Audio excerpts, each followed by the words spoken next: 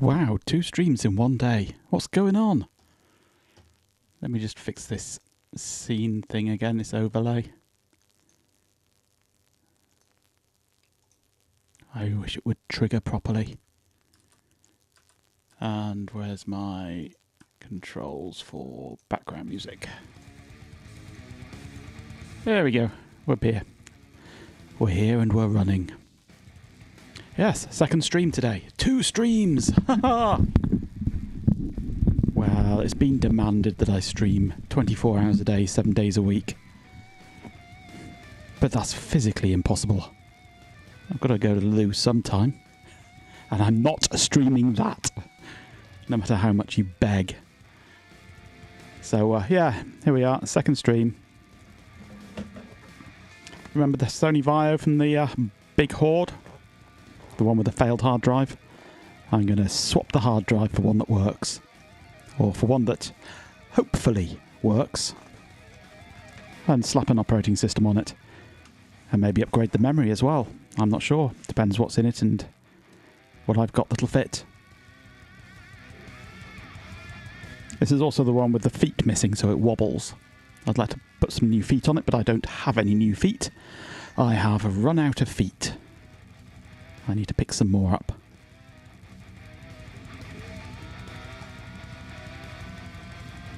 So here is the Sony Vaio, if it would focus. Come on, camera, focus on me. I'm just being greedy now. What, wanting a few minutes a day to myself to do things that I will not stream. Come on, camera, focus, follow the hand, follow the hand, follow the hand. That's it, there we go. Free Windows XP key, anybody? Right, most laptops replacing the hard drive is a 2-second job. I'll bet it's in this panel here.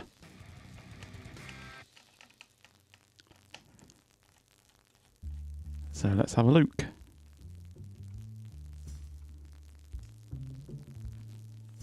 Is this the hard drive? It's the hard drive. Oh, this is going to be harder to replace than I thought.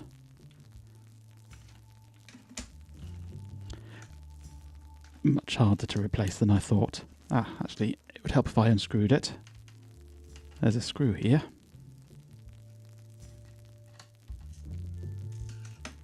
And there's a screw over here as well.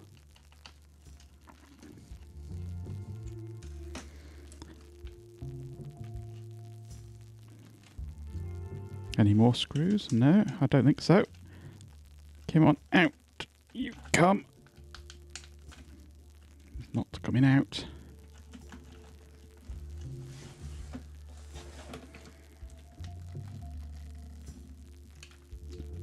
It wants to come out.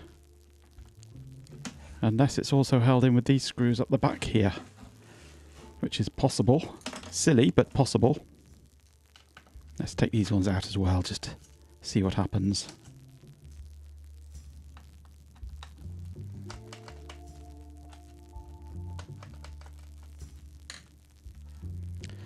Not the form factor, no, I've got plenty of this size. The problem is it's a parallel 80A, not a serial 8AA. I've got lots and lots of SATA drives. I don't think I've got any parallel ones, which is a bummer.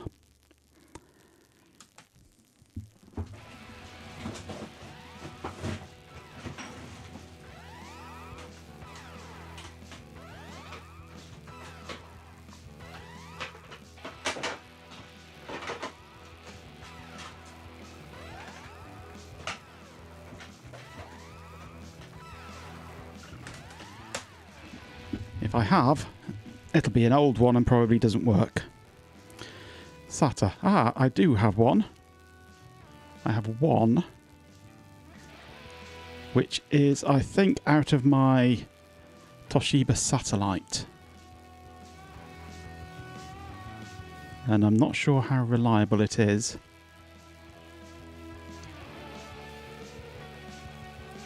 Also, it's a 1/10 of the size of the original one. This is a 80 gig. And this, I think, is a 6 gig.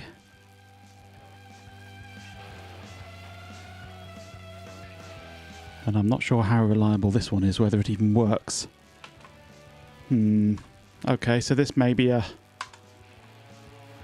aborted stream before we even begin.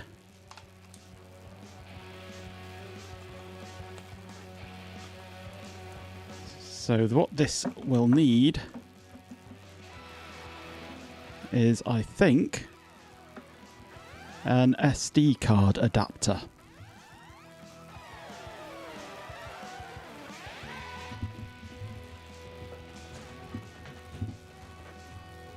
And I don't have a spare one of those.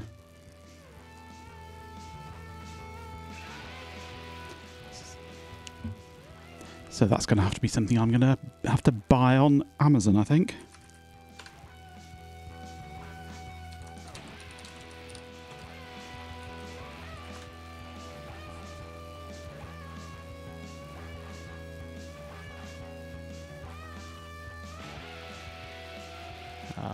Where's the one that I've used before?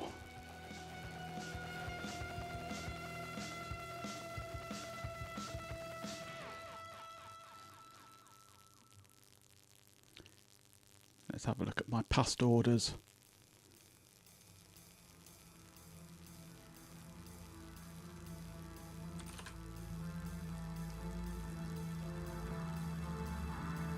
That's the one I've used before. They cost...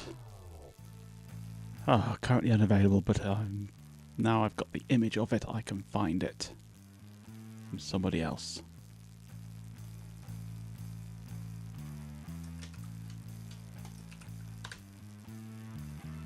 Quake 2, I'm afraid, Cobb, you've missed out.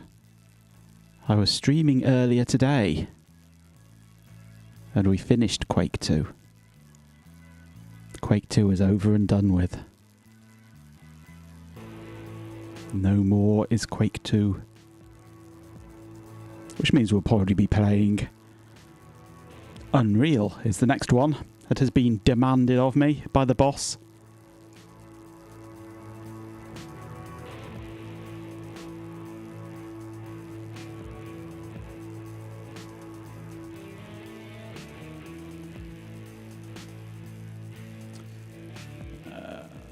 That's the same kind of adapter there.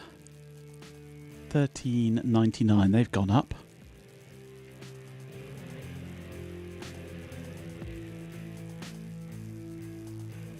SD memory card to IDE 2.5 inch 44 pin male adapter converter.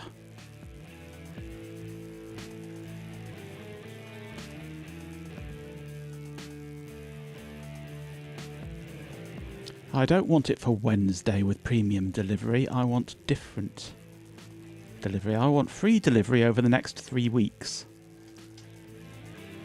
I'm going to go to AliExpress. Amazon's getting stupid.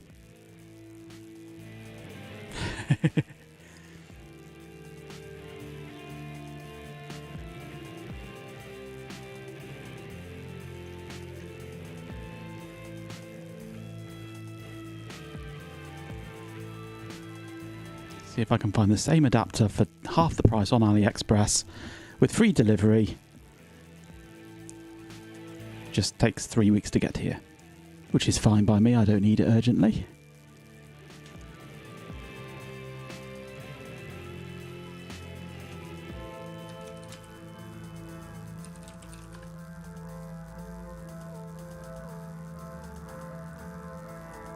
Yep, exactly the same adapter. It was £14 on Amazon. I can get the exact same one for £7.17. No, £7.16 on AliExpress. Oh, £6.64. They're getting cheaper. £6.20. No, yeah, £6.24 for that one.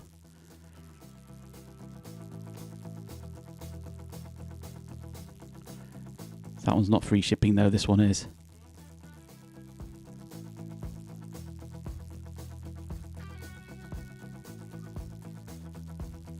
Exactly the same thing, literally half the price. In fact, less than half the price, because it was £14 plus delivery. So it worked out at near £19 on Amazon.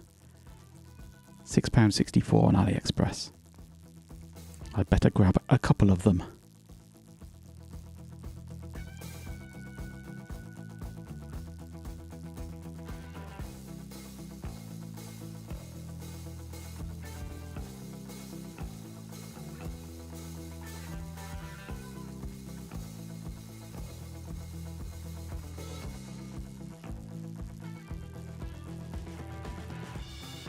Let me just make sure that I'm ordering the right thing, because they do like to slip strange things in the ordering here.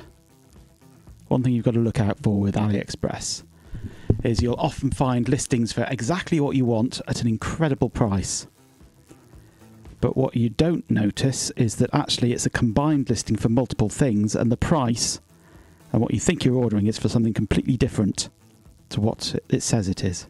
What you have to do is choose the right variant of what it is to make sure you get the right thing, and then the price jumps up. But no, this is just a single listing. That's good.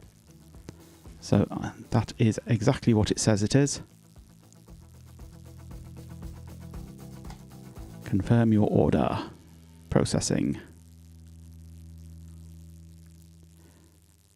Well, eBay is a bit more transparent with that. It's more obvious what you're getting with when it's like that on eBay, but it's not always that obvious on AliExpress. It tends to be a bit more hidden.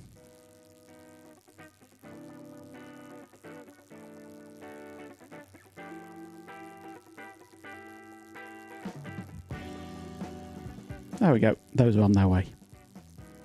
So this is not a job that I'll be able to finish today, really. Or even start. Which sucks.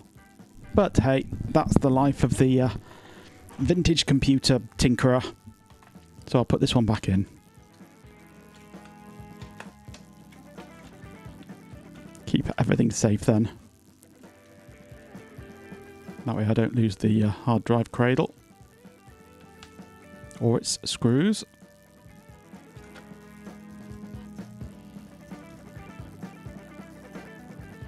And we'll SD card this one when that finally arrives.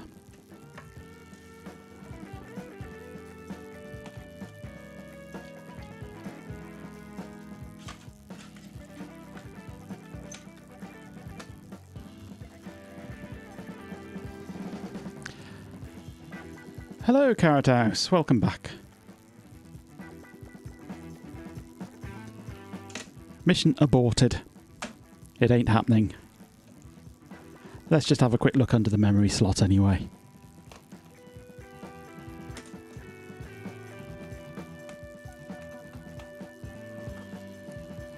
Yes, twice in one day. It is unusual. Oh, we only have one SODIMM in here. The other one is completely empty.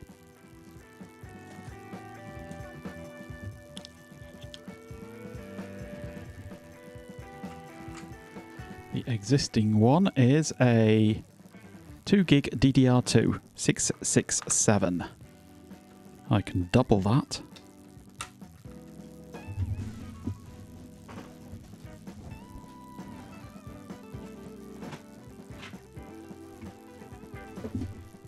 I might have some memory for it.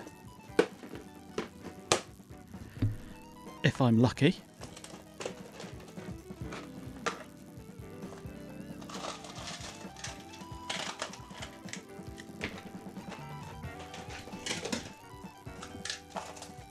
Somewhere in here there might be some.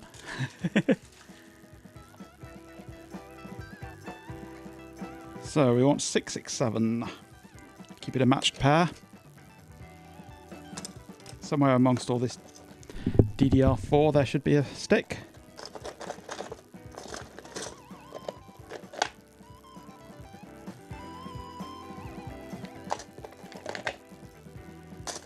I do have some proper trays coming to store all this lot in, which will make my life so much easier. 2 gig 666. That's only one away from 667.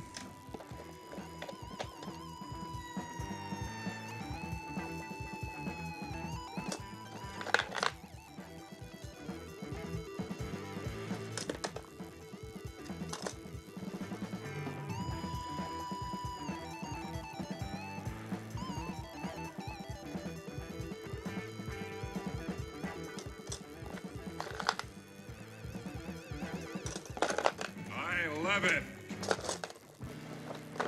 That's good to hear.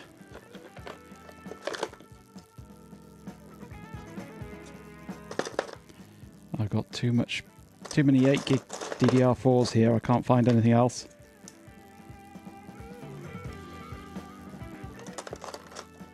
I think this one will do though.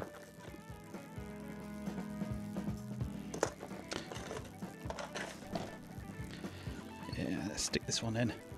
It'll do the job, I think.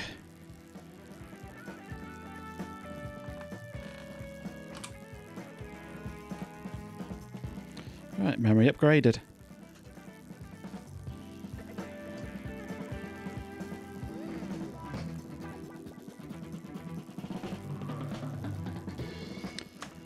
Let's see if it took it.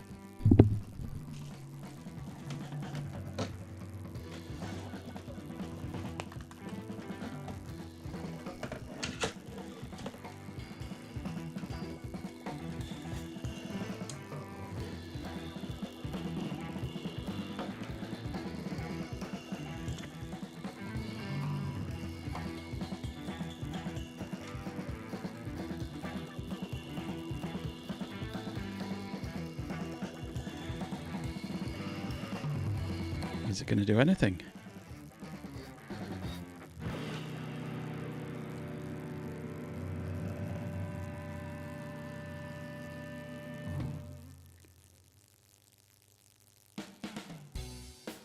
I'm not seeing anything happen. Maybe that's a dead SODIMM.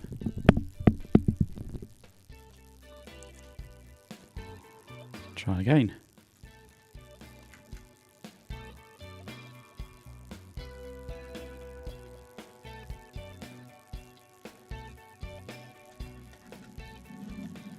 Nothing coming up on the screen, that's a bad sign. Maybe it doesn't like that one.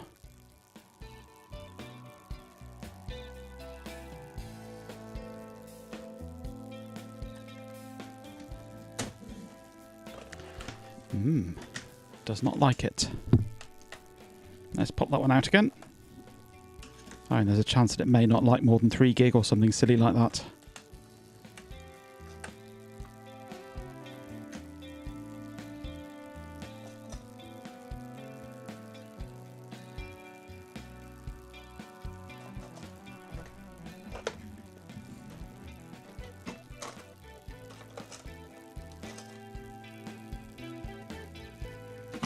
Let's see what else I can find in this box.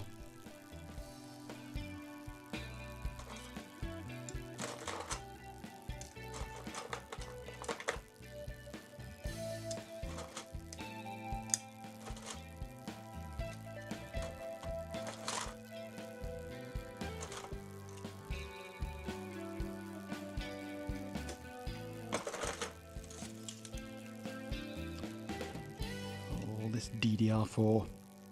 I'm cursed with too much DDR4.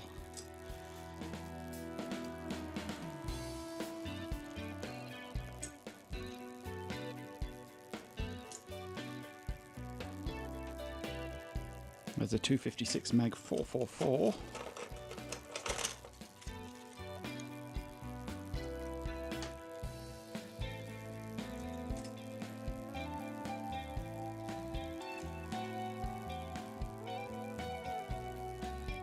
.256 meg. That's 667. That'll do. 512 at 667.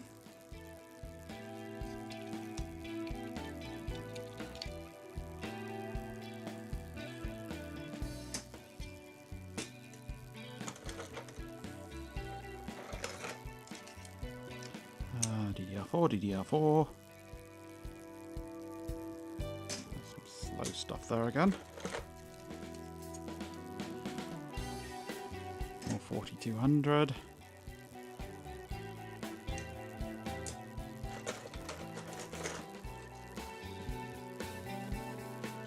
DDR4. More slow stuff. More slow stuff. Far too much slow stuff.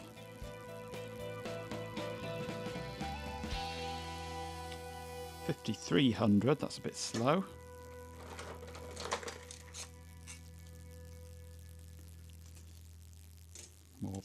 DDR4.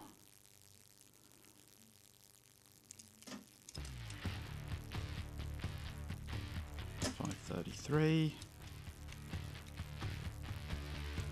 DDR4.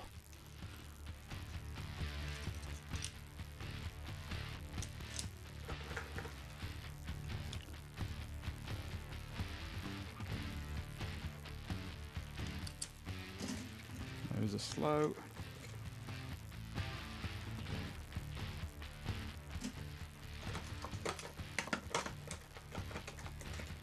How about these? That's 512667. More DDR4s. That's a 2 gig 666.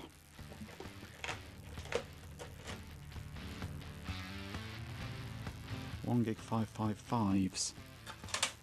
Possibles.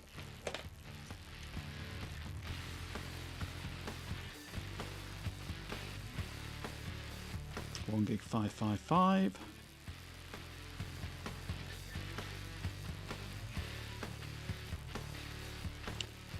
I'm not sure what size this one is.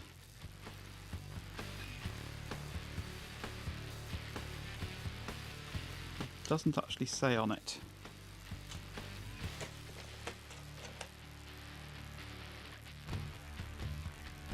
That's a 512 slow one. No. 444.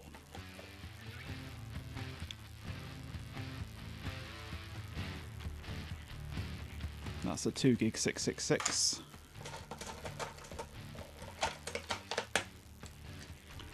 One gig 555. 256 667. And this one is unlabeled. I hate it when they don't write on there what the size is. It's really annoying.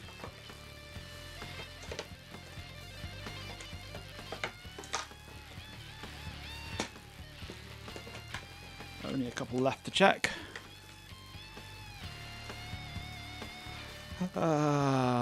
DDR4.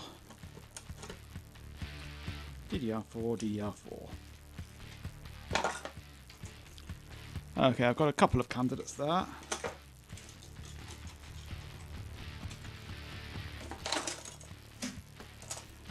I have a theory that it won't take more than 3 gig.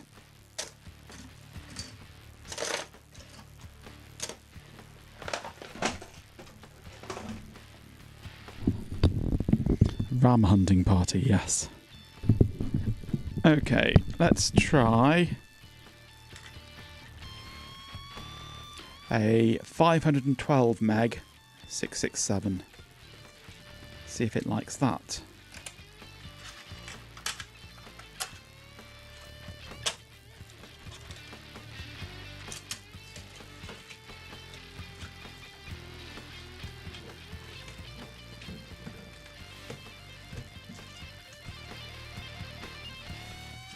I've got 4 trays coming.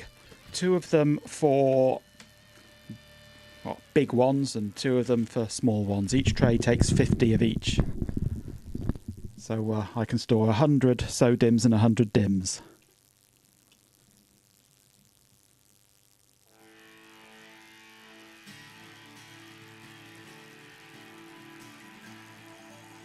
Right, this is booting up. And I am seeing 2 gig still. Only 2 gig. Why? Maybe that's its limit. In which case, why has it got 2 slots? Maybe this one SODIMM does not work. What's this? 256 meg 667. See if I can get it to show a little bit more than 2 gig. Possible. I shall be taking the other one out shortly if this still only shows 2 gig. It's booting up. 2048 megabytes. Nope.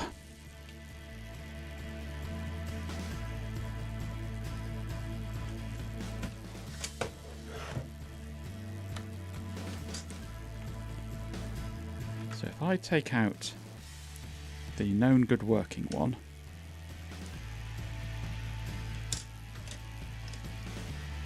and here is a 1 gig PC2 but slower, put that in alone by itself, this now should be a 1 gig system.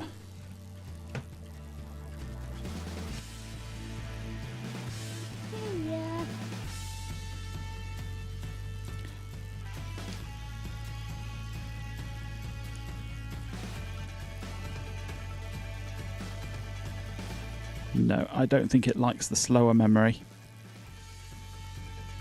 That's not coming on at all.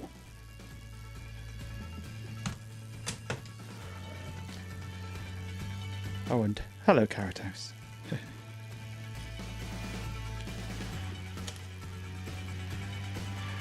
Right, here's another different 2 gig SODIMM. See if it likes this one. This is a 666. You think you're needy today, Carrot House? You're needy every day.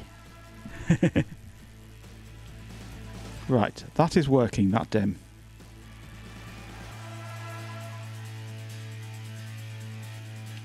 So I've got 2 gigs showing there of that 1 DIMM.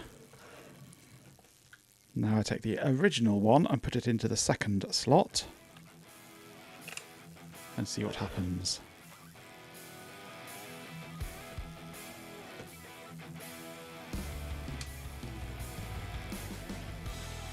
Will it take 4 gig?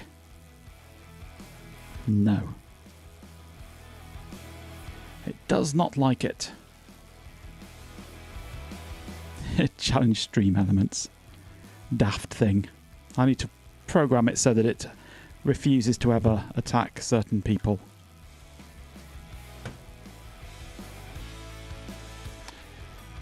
This is the VGN FS415B. VGN FS415B.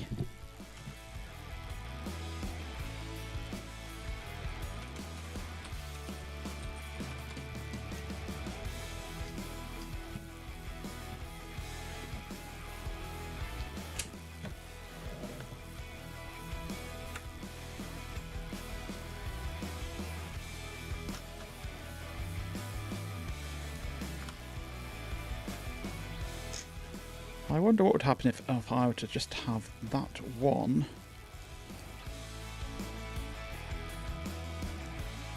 in the second slot and nothing in the first.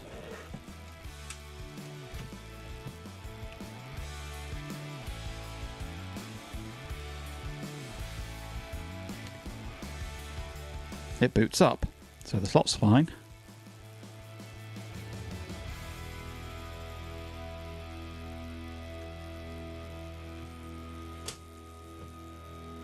Maximum 2. That sucks.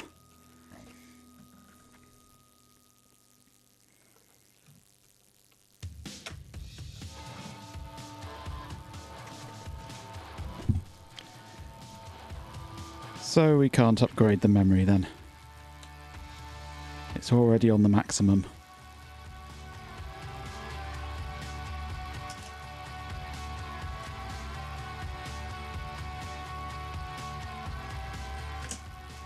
Well, I guess we put this one to bed. We can't really do anything else with it, which is a shame.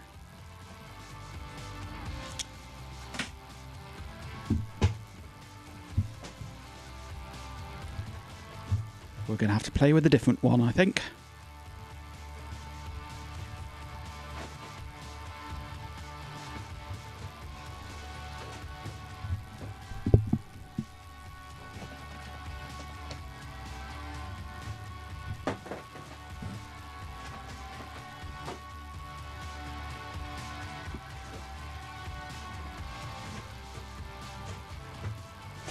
How about the shiny purple Dell?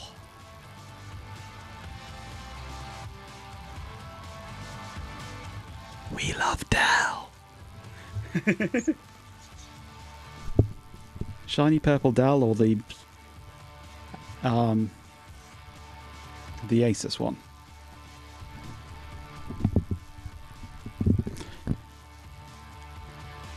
Purple! We love purple. Purple good. Shame we can't put a purple pony in a purple Dell. You want me to do the Asus, do you?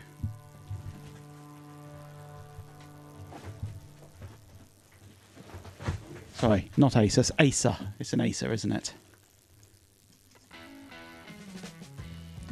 Let's look at the Acer.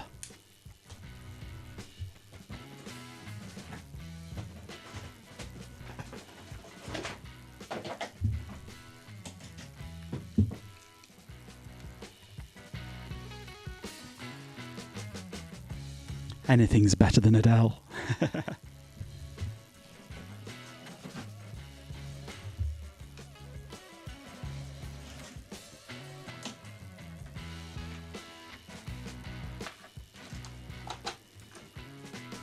Can't remember if this has got a hard drive in it or not. Or how much memory. I think it's 3 gig in this.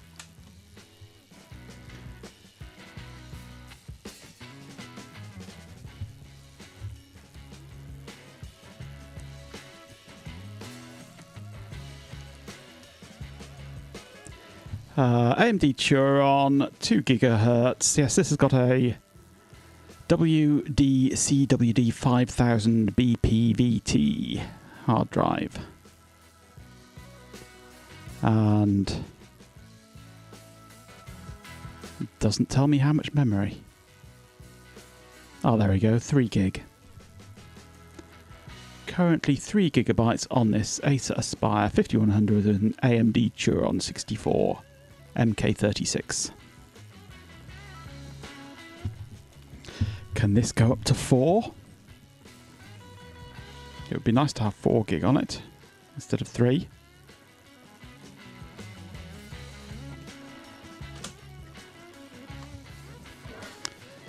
What do we have on the bottom in the way of ports and places to open?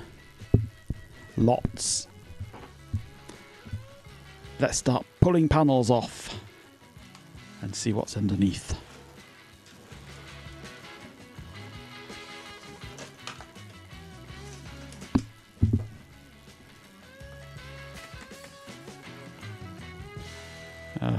No, that's not a screw, is it? This is the battery, isn't it?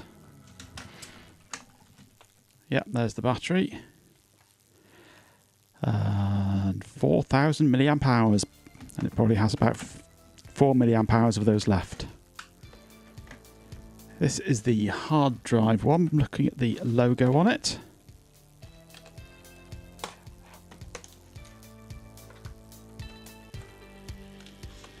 And in here we have, oh good, it's a SATA.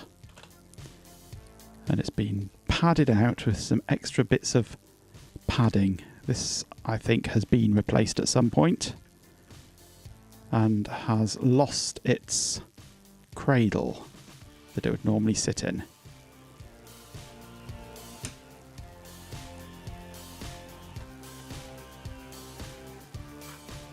But this is the Western Digital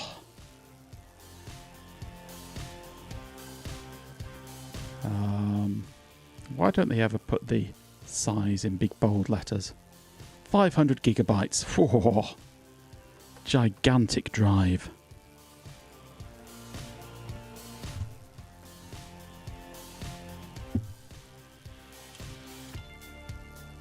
I do have a couple of cradles lying around. I wonder if one of them fits.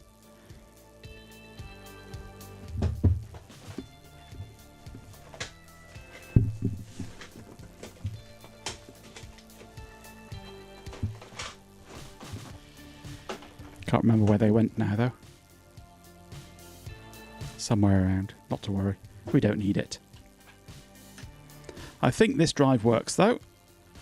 So we'll leave that ½ terabyte in there. That's more than enough.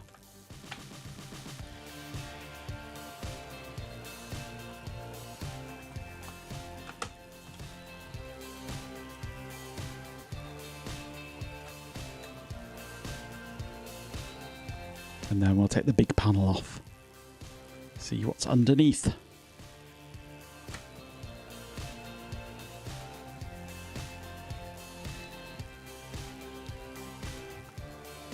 looks like 4 screws to release this one. Possibly. Oh, that one feels like there's no screw at all in it. Somebody's obviously been inside this one.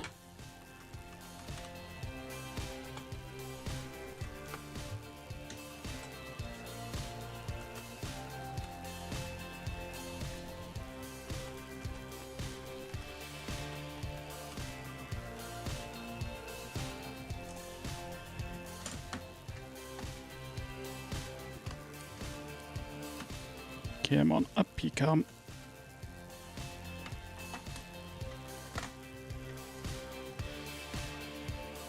There we go.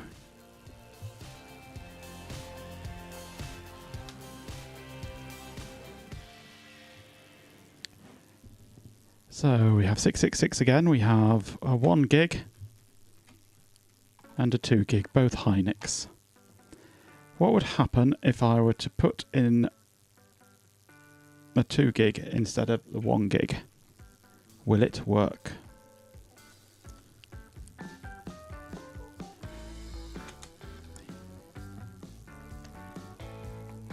Absolutely. Nice, easy to get to where the felt builds up down here. Number of laptops I've had to clean out that have like been felted up there. I've just peeled the tape off the side of here, and it's got an Ethernet port underneath it, not a USB as I thought it would have. Whether it works or not, I don't know. I guess they just put some tape over the Ethernet port to stop them from plugging USB devices into it, which I know happens because I have witnessed it firsthand.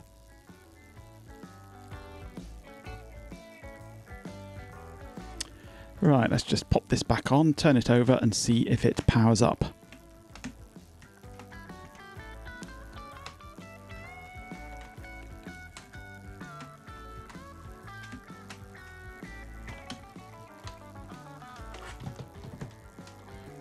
And power cable. See what we get, if anything.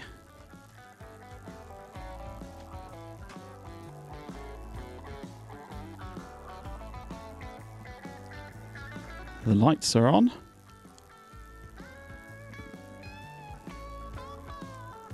The Acer logo has come up.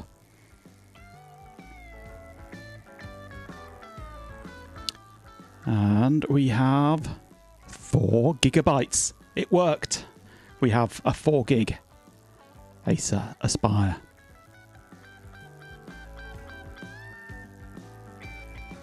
Nice. System memory 633 kilobytes, extended memory 3967 megabytes. Video memory 128 megabytes. I'm happy with that little upgrade. Now we can screw it back together.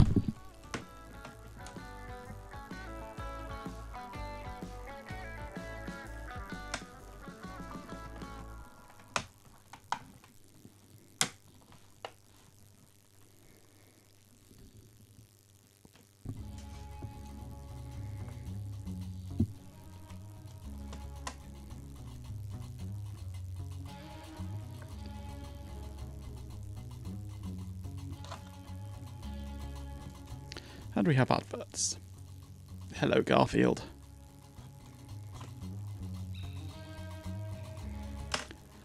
Right.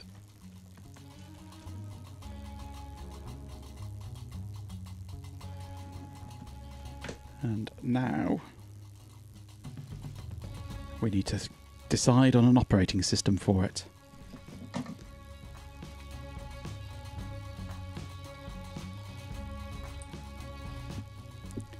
Let me just take a photo of the Vista key that's on it.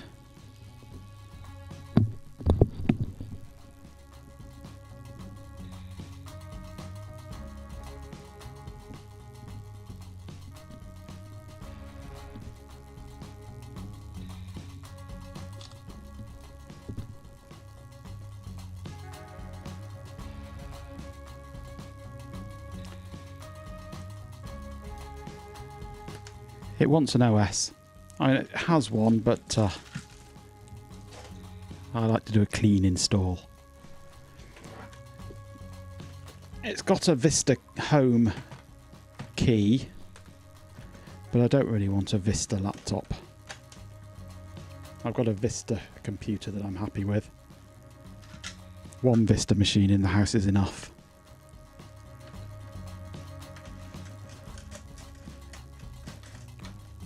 So what should we put on it? Linux, quite possibly. I like the idea of Elementary OS. It's a very good looking operating system that is absolutely ideal for laptops. But it's very, very unstable. It has all its own suite of programs, basically. But they don't work very well. Which is a shame, because it's a nice operating system. I mean, we can try it, I guess. Unless you can think of any other good Linux distro that would suit a laptop. Manjaro makes quite a good one. It's quite a good option, Manjaro. I'm not a fan of Ubuntu for political reasons. I could try Haiku. I have tinkered with Haiku in the past. I've tinkered with BIOS as well, back when it was available. I don't think I haven't got a current version of Haiku, so I shall download the latest version. AMD Turon, 2 GHz.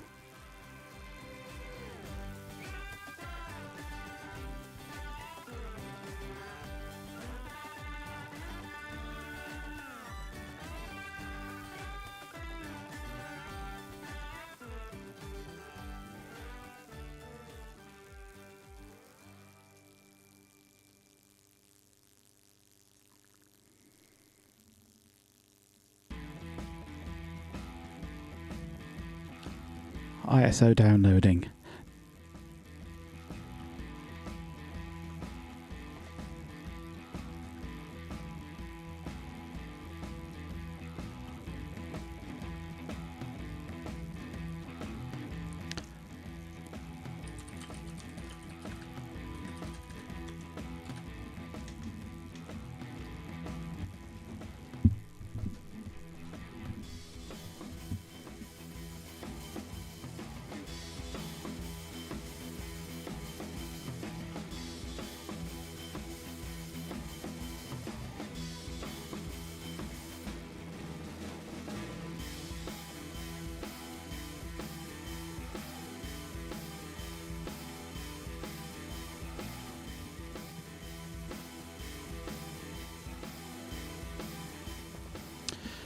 Right, iOdd is online and ready to go.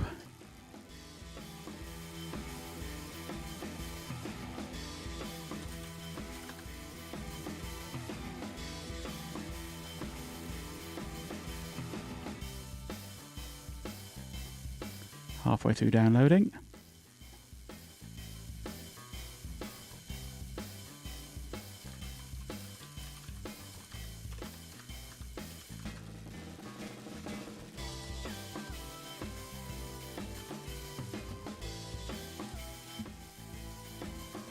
We'll see what it does. See if it likes Haiku or not.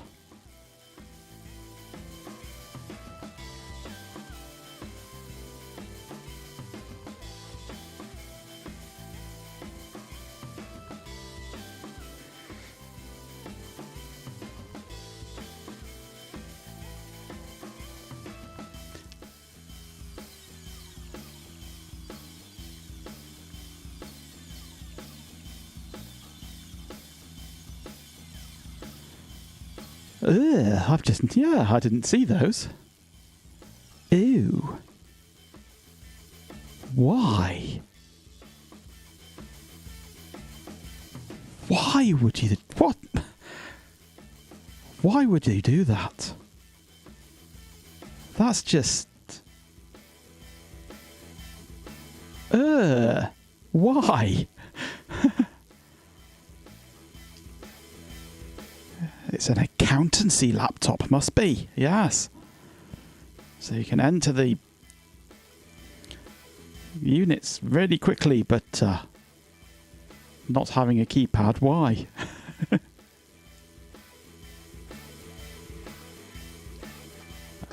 That's finished downloading now, hasn't it? Yep. Copy that onto the iOD.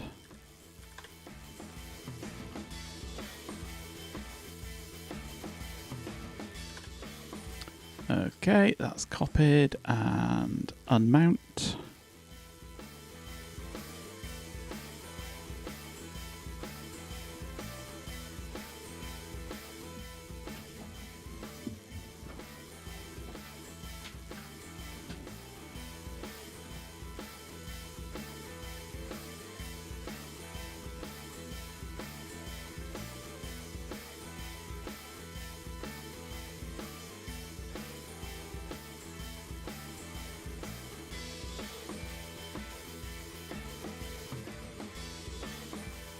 My phone powered itself down with low battery yesterday, didn't it?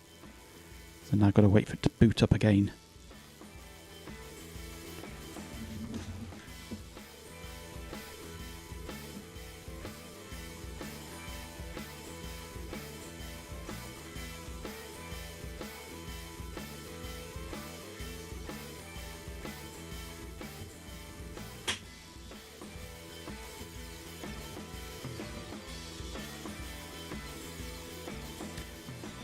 I have the ability to capture the laptop output if it outputs to the VGA port, which, whilst you're installing an operating system, seldom happens.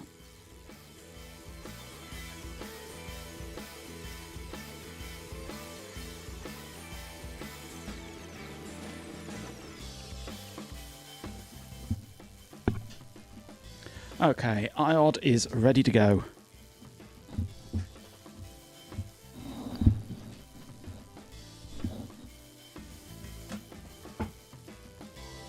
I'm not sure where the VGA port was on this one. Hang on.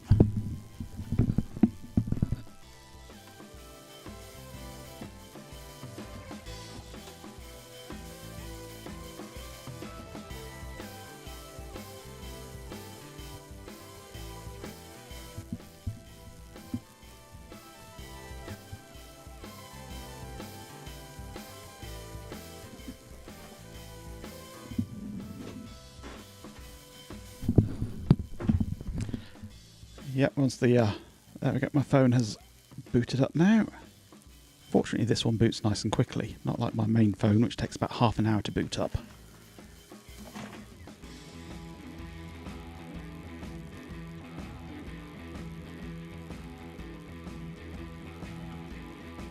Droid cam. Right. And there we go.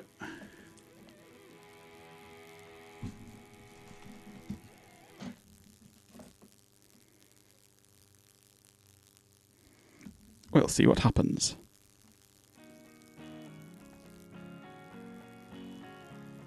See if we can even get it to boot off the iOD first, of course.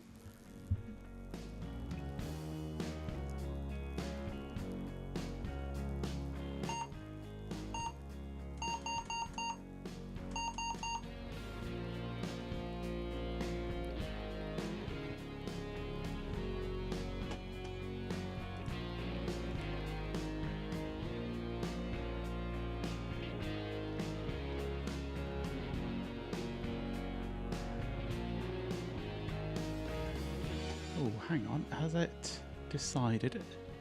It's decided it's going to default to the external now that it's plugged in. That's even better. And yes, we have the iOD CD-ROM as my first device.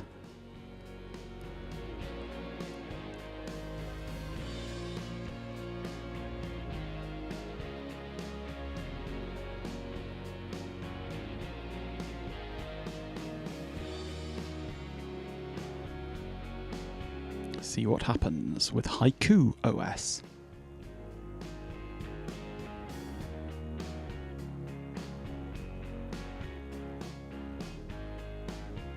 Also betting it doesn't support the Wi-Fi.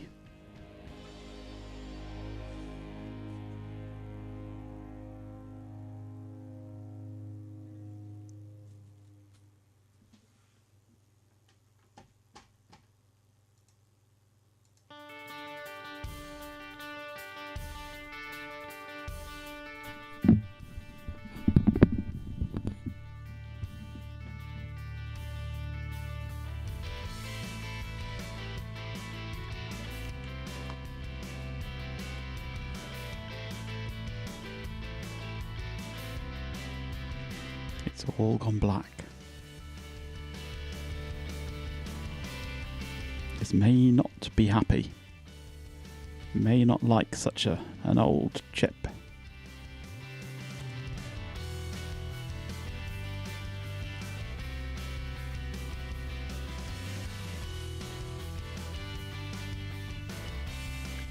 The lights are on, but nobody is home.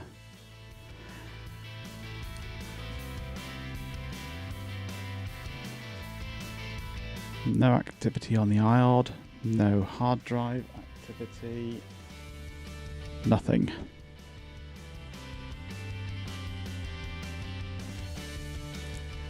I think that's a failure.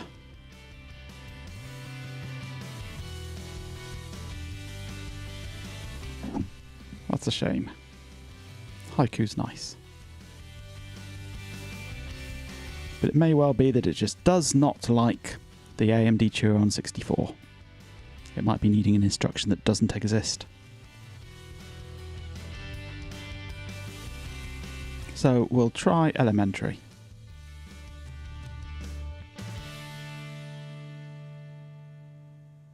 Yay, well done, Silicon.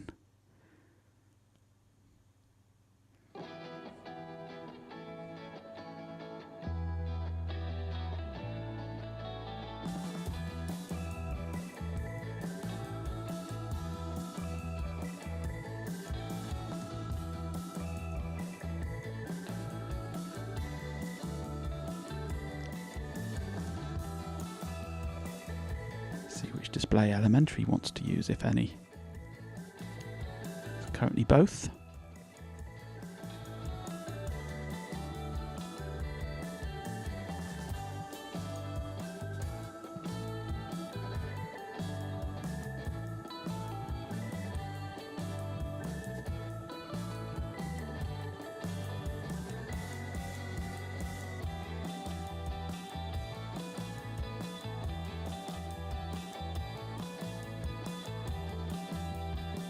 Which one will have the installer on it?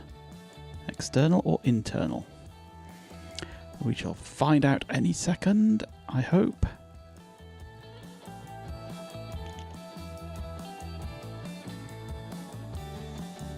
Come on, USB 2 is so slow.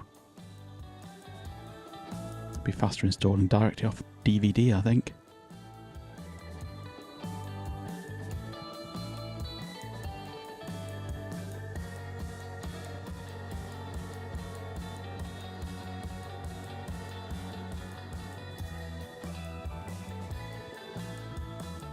Still thinking, flashing away on the iOD.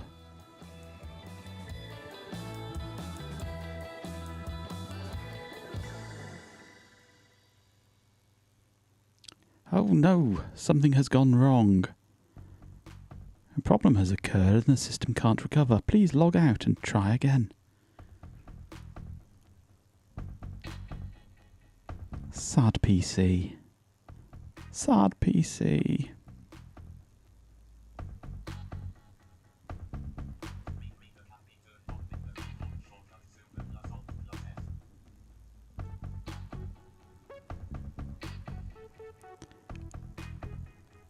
Oh, I think this is the one that's got no working touchpad, isn't it? I'm going to need a mouse for this.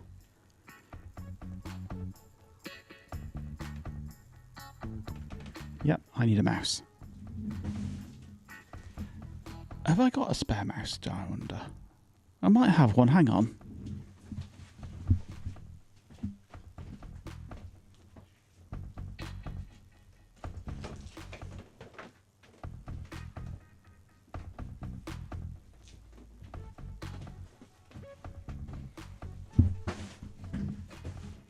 What flavour mouse should we have?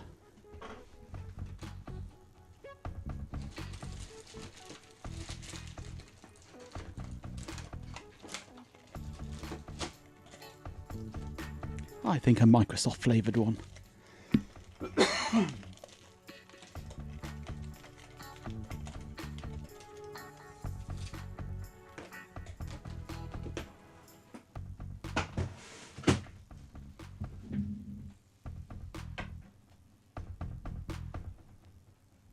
Now, here's a point. Do we have another USB connection on this? Or is there only one? Might be one around the back, actually.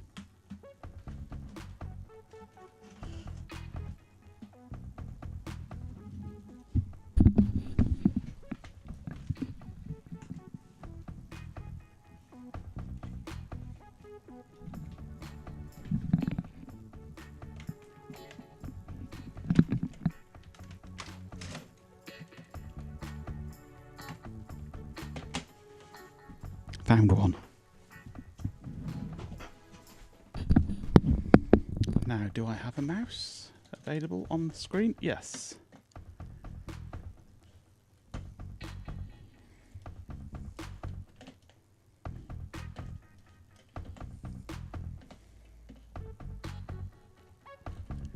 I can't see what I'm doing at the moment. There's things in the way. Hold on.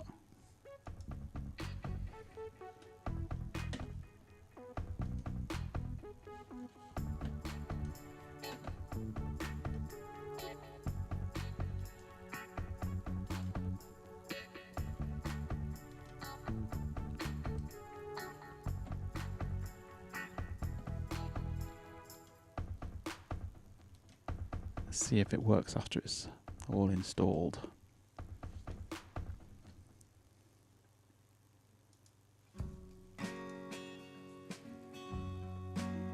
Who knows what went wrong? Probably tried doing something that the Turon didn't like. Maybe we'll have to install something like Gen 2 that compiles everything from source. That way it's guaranteed to work on this processor. But of course, compiling Gen 2 from source on a Turon 64 will be here this time next week easily.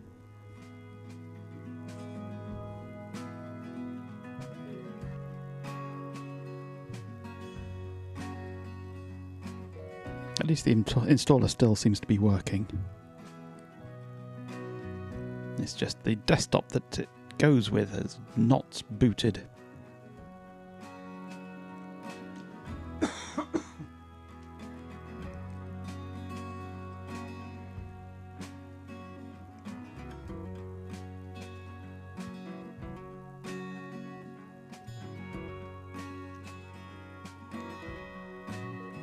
I need liquid refreshment. My voice is going.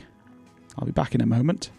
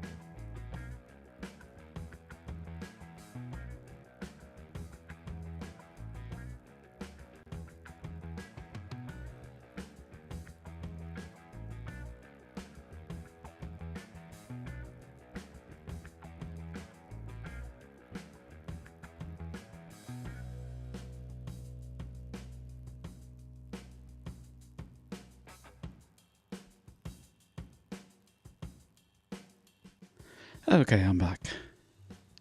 Not a lot seems to have happened with this.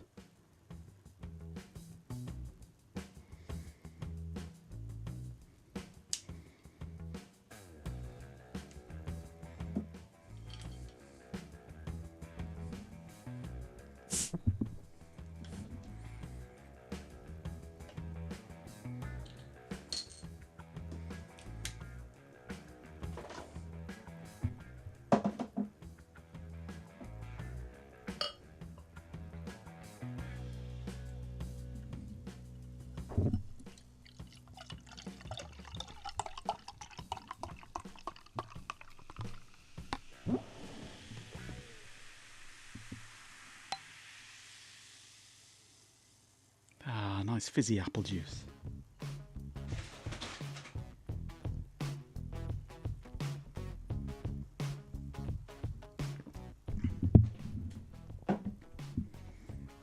Will I succeed in installing a Linux distro? No, I don't think I will. It's not seeming too happy at the moment.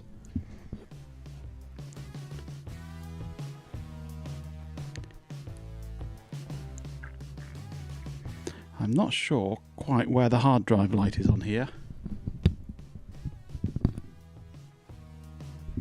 But there's nothing flashing. It's not happy.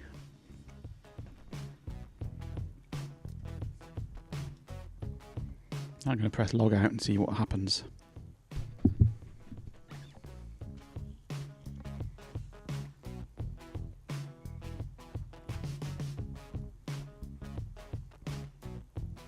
I might have to resort to Arch.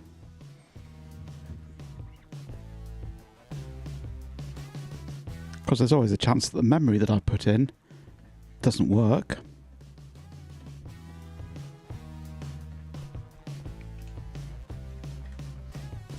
But it certainly isn't happy at the moment.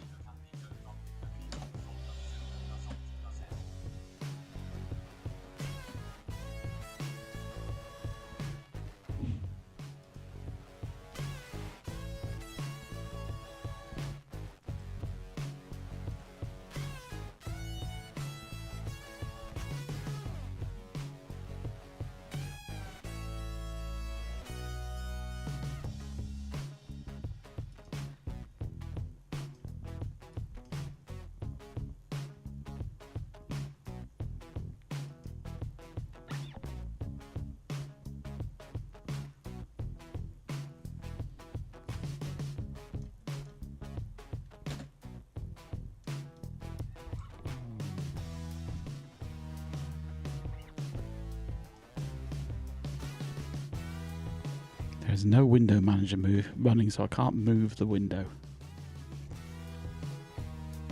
Ah, things are happening this time.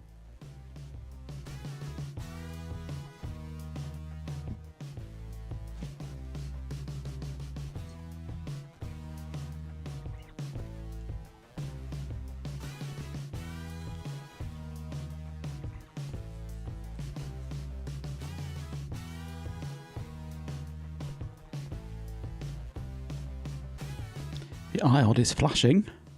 This is a good sign. We might be able to get something going. But if the installer doesn't even want to run its window manager, there's not much hope for a full install.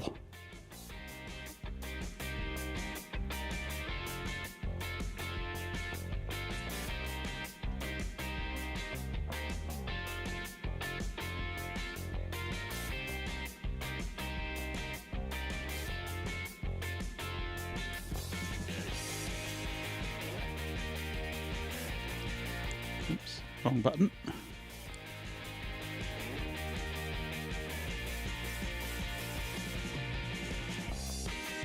What's it saying?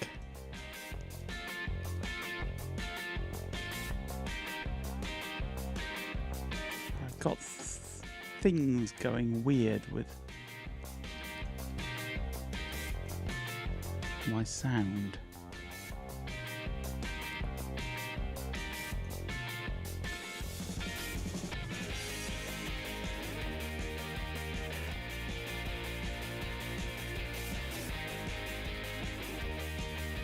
I think that's cured it.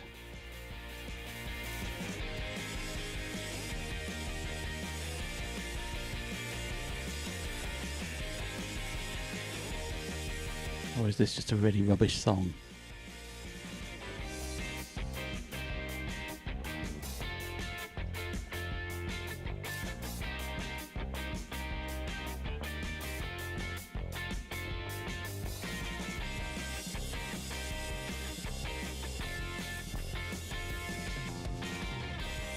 Oh, just had a notification that my RAM trays have been dispatched.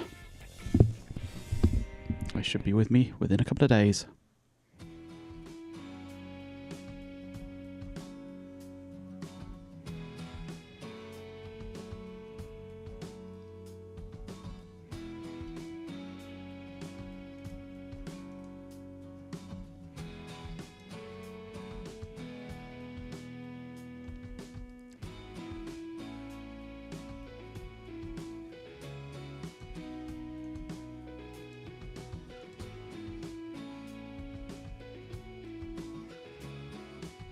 I think I was getting two audio feeds somehow just now. It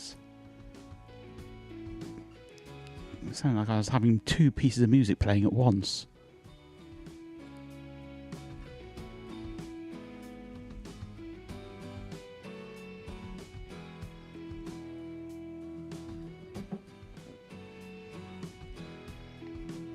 The voices inside. There are no voices inside. My head is a vacuum.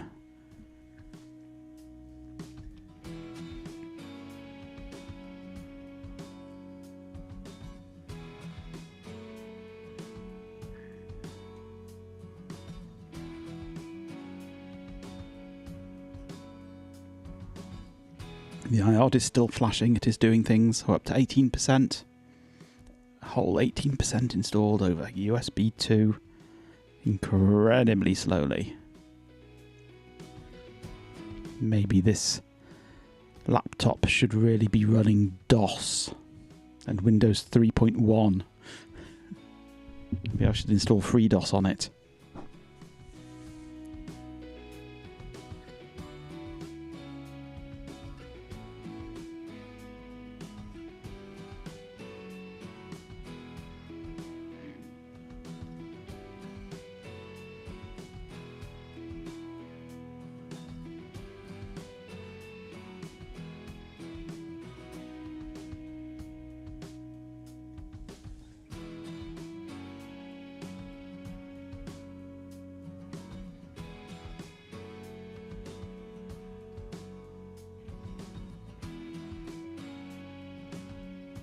It's definitely sounding right now like there's two pieces of music playing. I'm just going to stop the background music a moment. Yeah, I can definitely hear some more music playing out of my headphones. And I've no idea where it's coming from.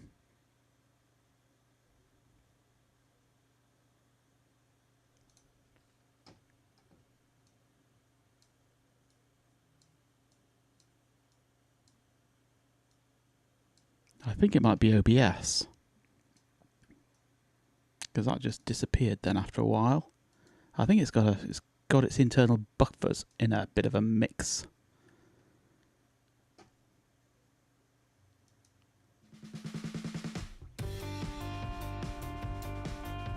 Let's start the BGM again.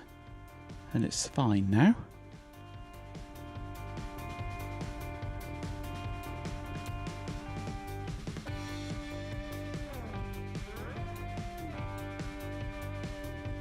It does strange things like this sometimes, OBS. 28%!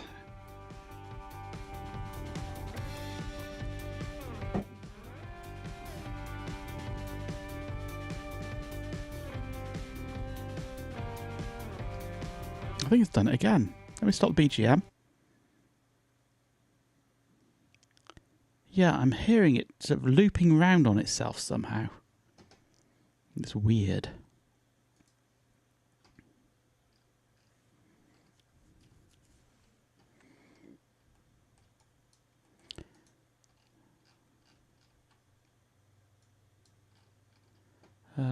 That's the HDMI input. It's doing strange things with OBS. Turn the BGM on again.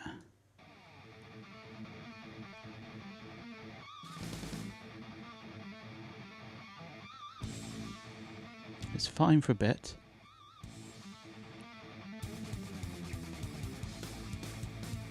And then it'll start sort of echoing in my ear. It's really annoying.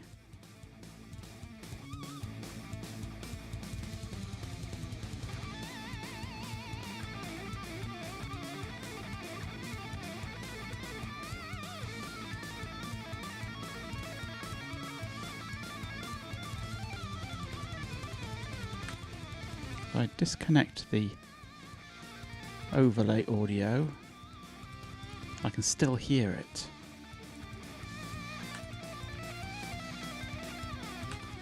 I go through disconnecting all the other audio.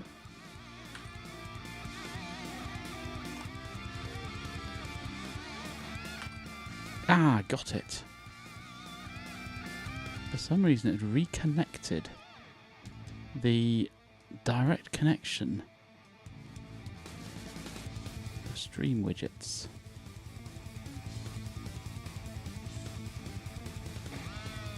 And OBS seems to be messing with its buffer and having a huge delay, which it does sometimes.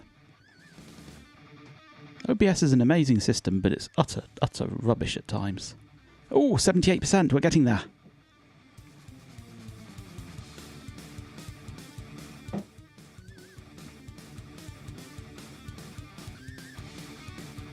$79.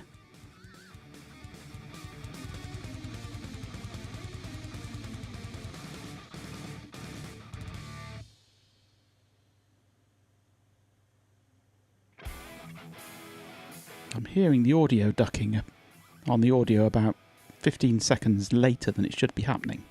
I don't know if you're getting the same thing or not, or if it's just me.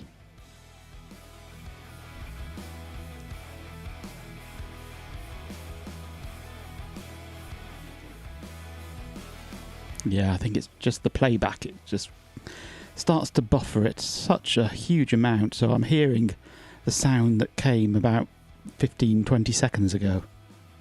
And it's really painful. Well, it's not painful, it's just annoying. It bends my brain, because I'm expecting the audio to duck and it doesn't, and then it ducks when it shouldn't, and it's really annoying. OBS just gets itself in a complete and utter mix at times. But I can't fix it without closing OBS and stopping the stream, and I'm not going to do that. So I'll just have to put up with it. It just means I might not get alerts until later than I should. 91%.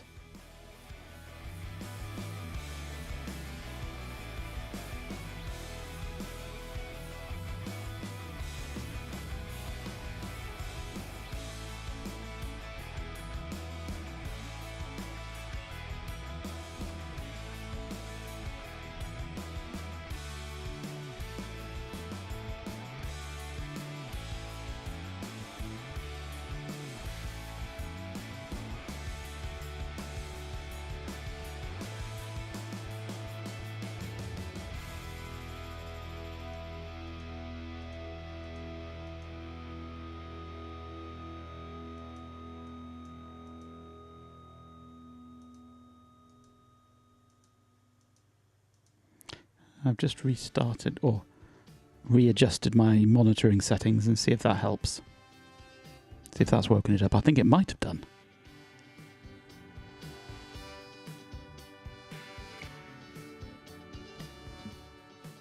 I might now be getting it in real time. I think I am. That worked. Excellent. I must remember that next time it happens. Go into your advanced audio settings, turn off monitor, turn it back on again. And it flushes its cache, its buffer. Configuring the system. 70%. It's getting exciting. Soon we'll be able to see it crash in real time.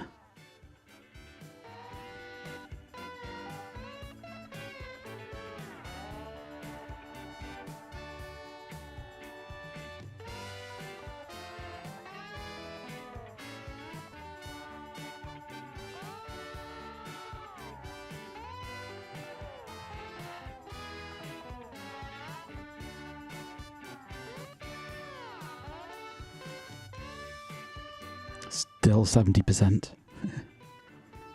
It's not a quick system, this one, is it?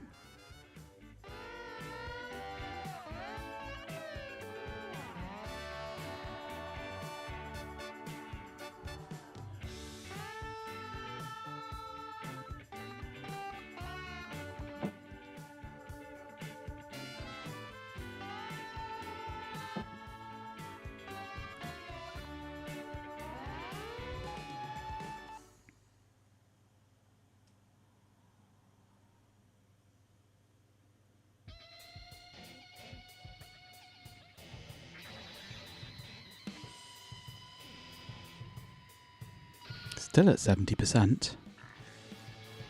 I think somebody needs to feed the hamster. It's died in its wheel.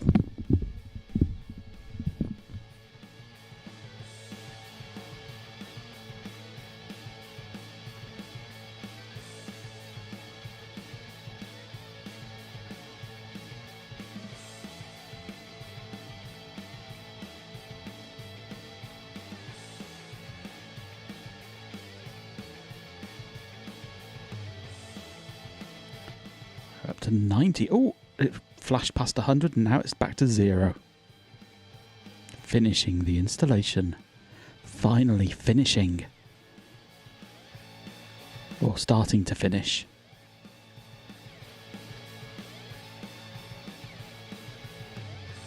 Is it starting to finish or is it finishing the start?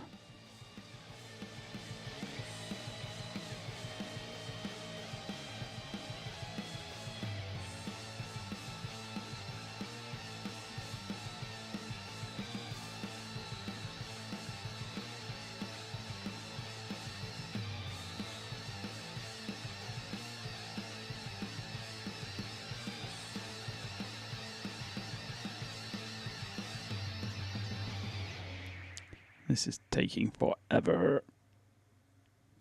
Updating the init RAM FS.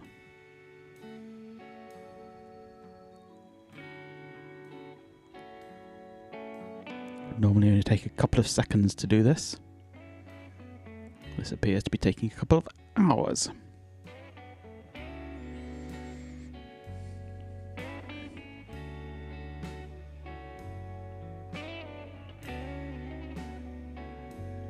Missing firmware warnings, yeah, those are normal.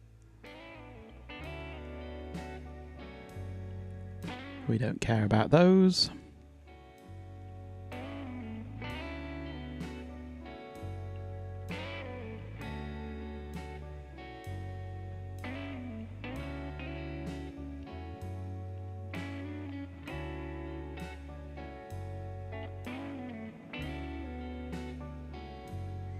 This is the Acer Aspire 5100 that I'm trying to install a reasonable operating system on.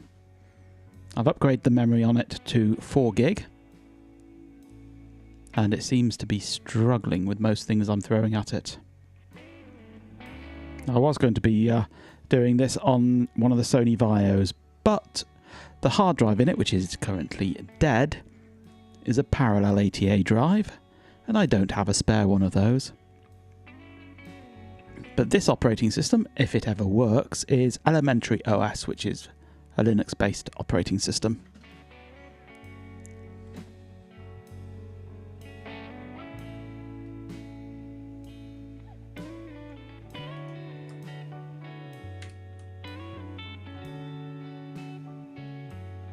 So I'm trying to get the Acer going instead of the Sony. And we'll see if it boots. Fingers crossed.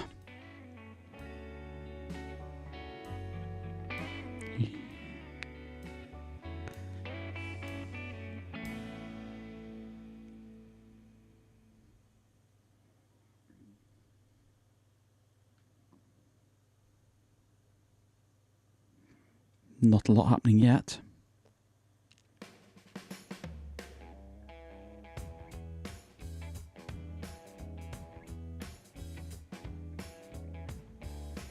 How old is it? Early 2000s. I'm not sure what the actual date would be, but It's a Vista era machine, so early 2000s, 2004, 5 maybe.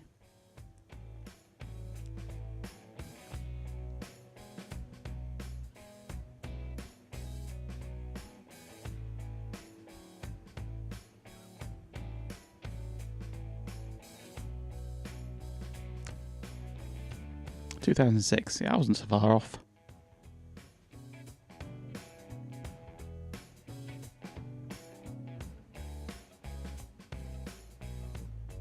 Will we get an actual window manager this time?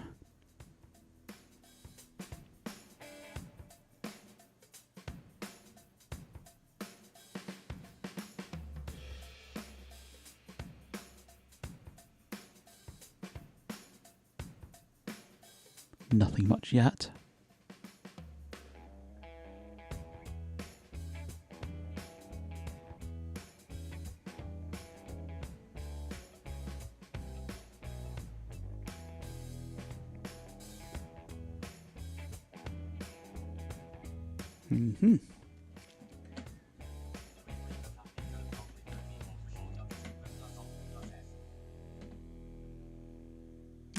Come back. Where have you gone?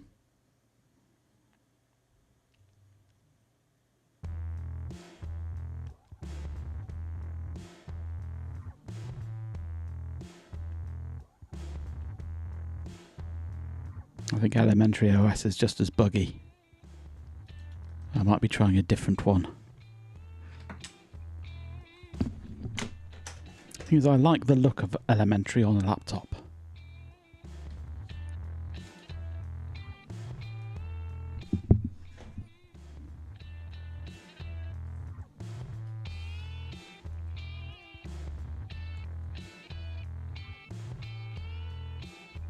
No, that's not connected. But the first thing it does when it boots up is ask you for the language again, because it doesn't do that during setup. Don't know why. It just doesn't.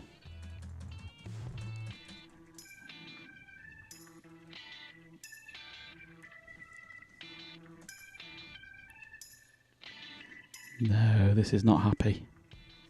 Not happy at all. But that might just be Elementary OS being not happy. Shall we try a different one? Shall we try my favourite?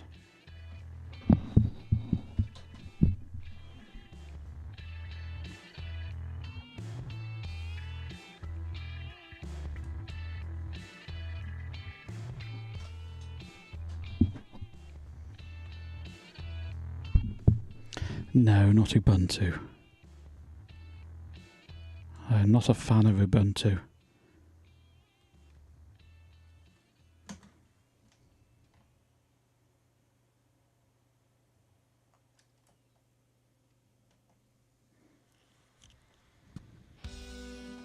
Let's get hardcore.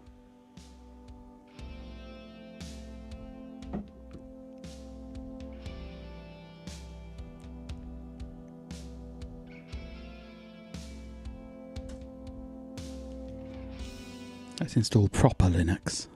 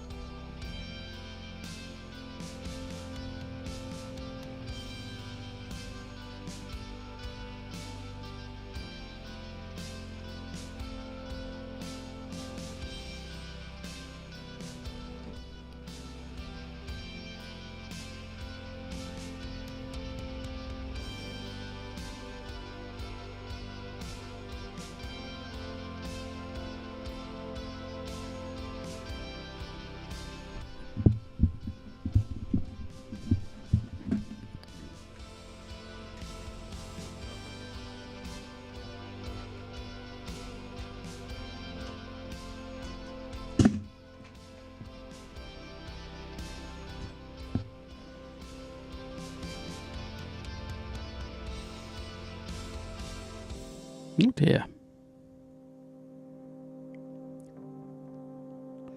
Unable to read the file system.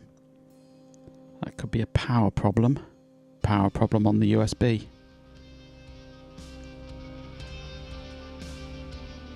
Unlikely it's the hard drive. It's more likely that the USB isn't providing enough power for the hard drive to spin properly.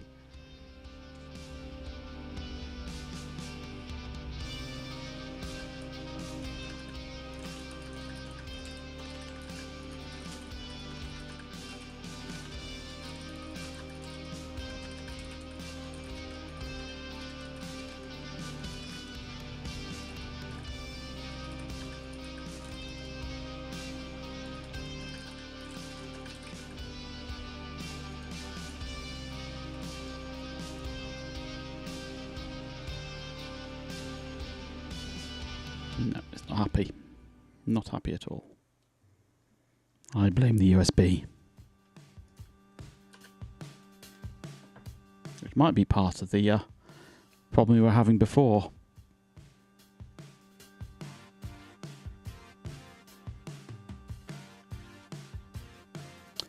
In which case, how are we going to install?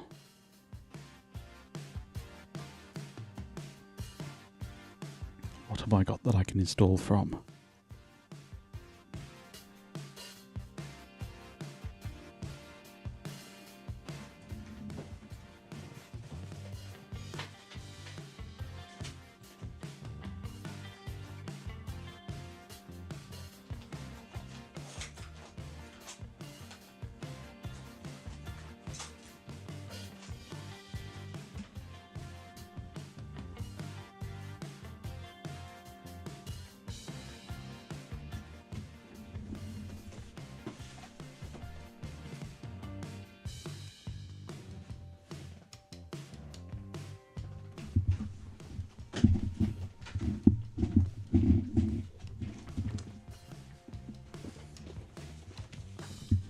Let's see what I can find in my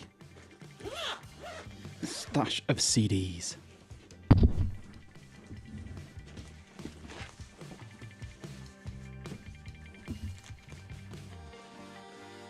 Ugh, yuck. Ugh, this is horrible. I've just found something disgusting.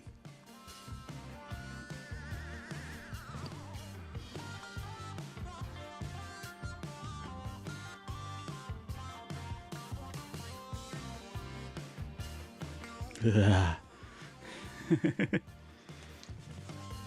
Dell monitor driver CD.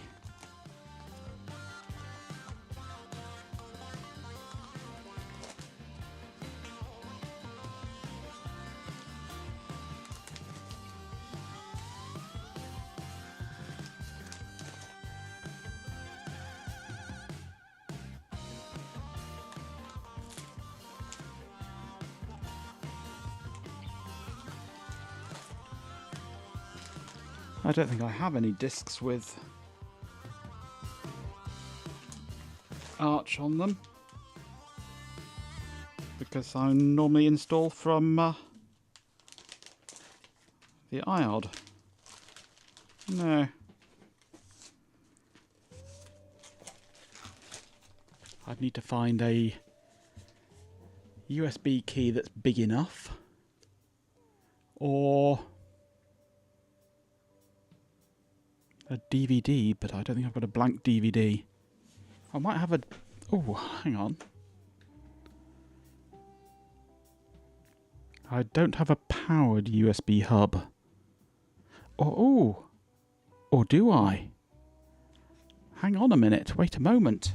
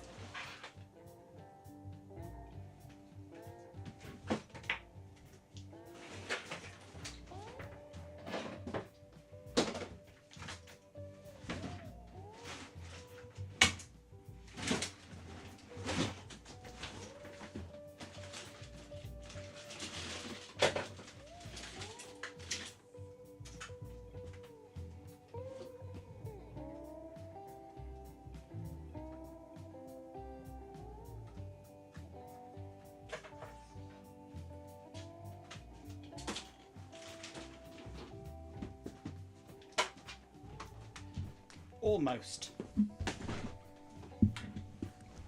I almost have one because I had this in the stash yesterday, which is a combined card reader, USB hub, and can take a 5-volt input, but I can't find a power supply yet.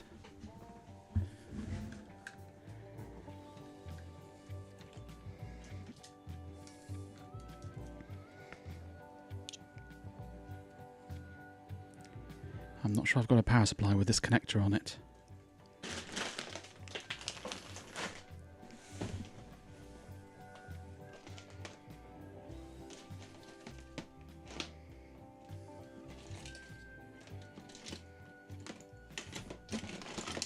I've got every other connector you can imagine, but not this specific size.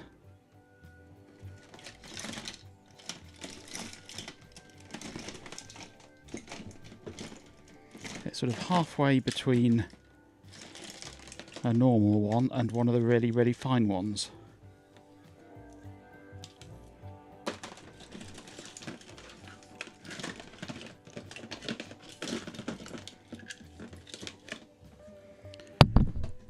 I've got normal size and I've got incredibly tiny, but I haven't got the one in between. So that might be a non-starter.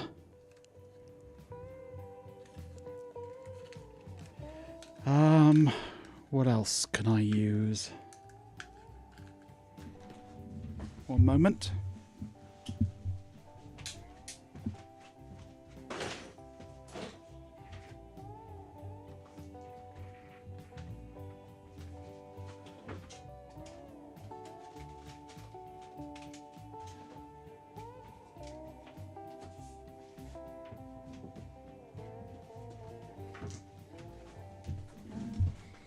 It may take us a while to get going, but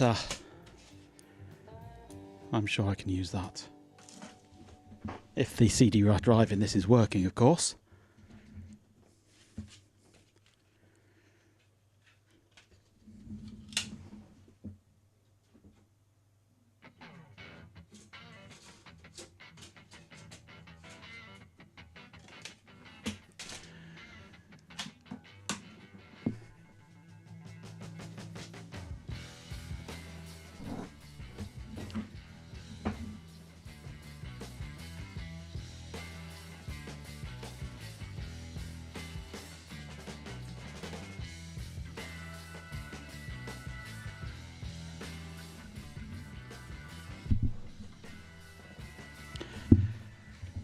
Right.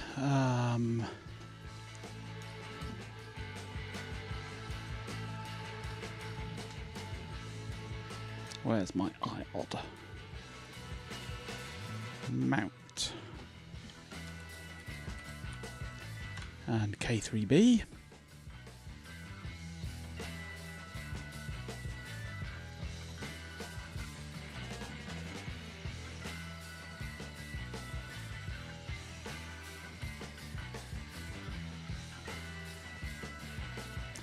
Burn image.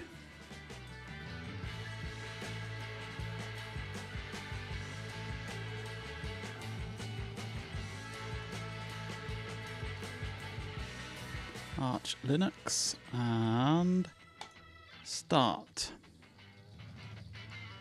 Could be a while.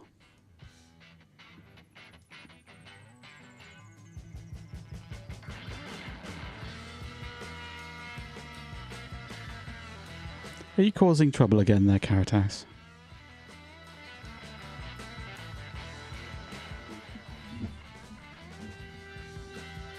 Starting disk right.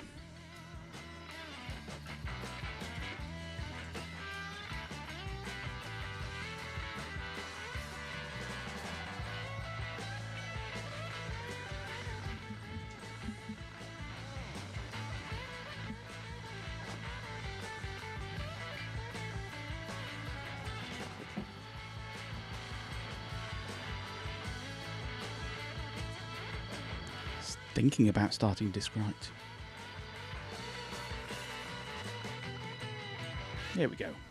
883 megabytes to go. Would you ever cause trouble? You're a Canadian. That's all Canadians do. You're little balls of trouble.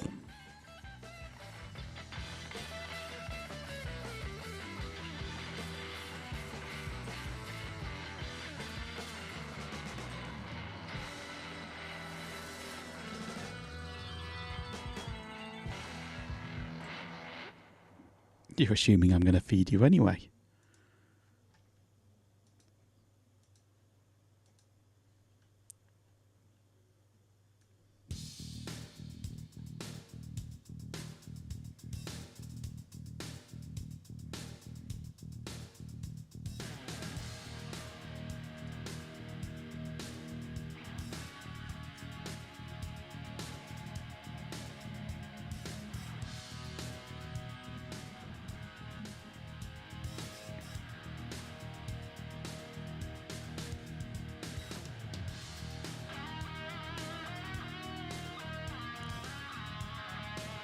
Yay, I succeeded in my quest. K3B in Windows? Yeah, absolutely. K3B in Arch, made to look like Windows, just to fool people.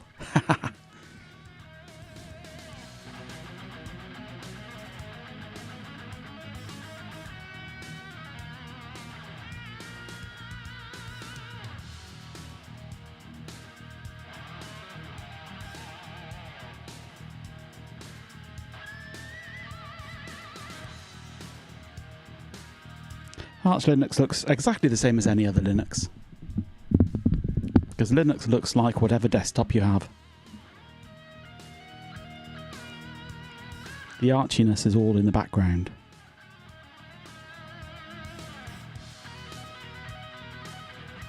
Halfway there.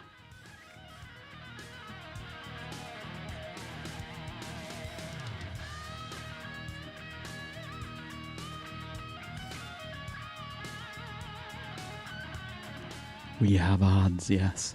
Garfield is here and he is bored. Poke Garfield. Feed him lasagna.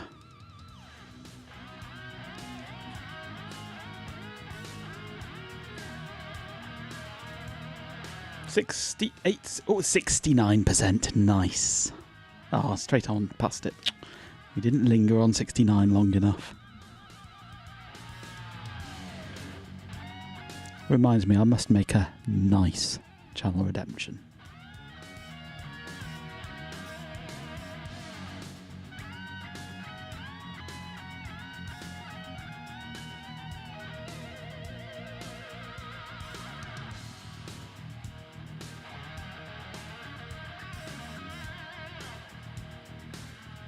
%10 left.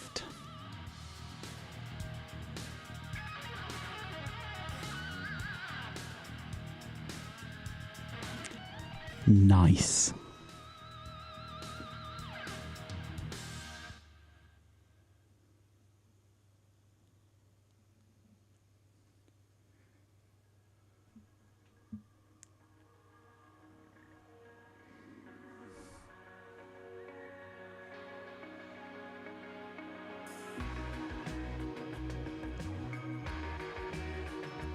Closing the session and then we can try it.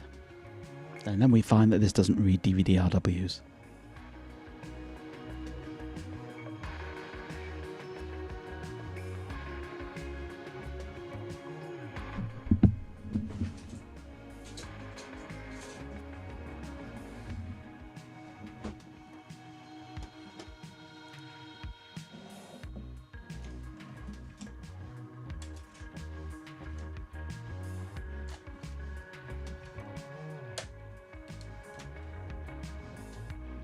It is a DVD though, so fingers crossed.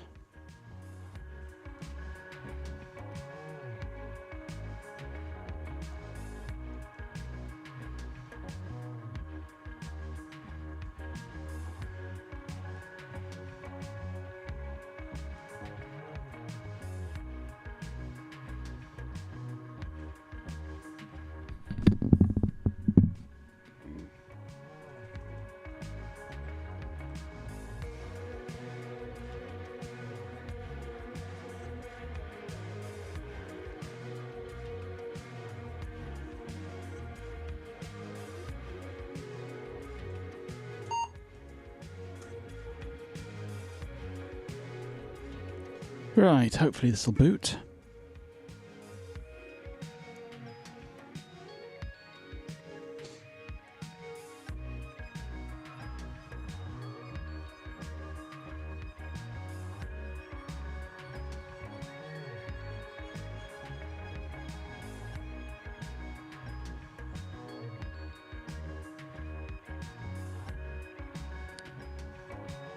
I can hear something happening.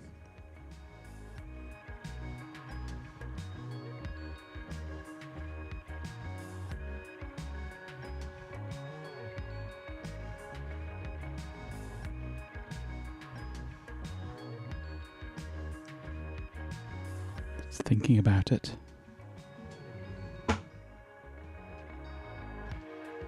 The light's on.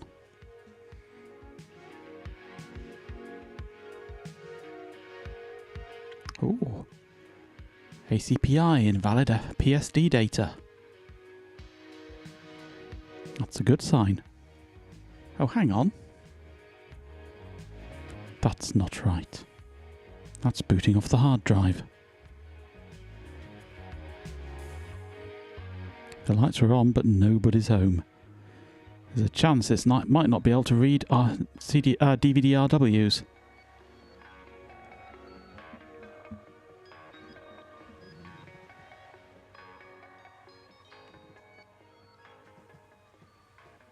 Actually, the light isn't on.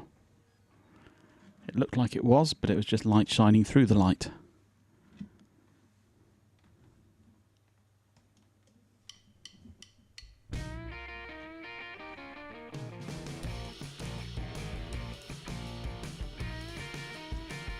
It's decided to try and boot elementary, which is not what we want. Let's try it again.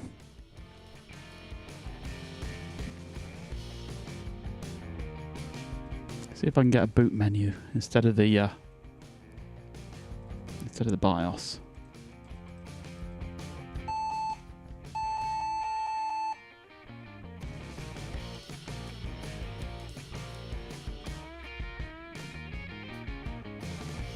The light is flashing on the CD, the DVD drive. Maybe the drive's knackered. Wouldn't surprise me.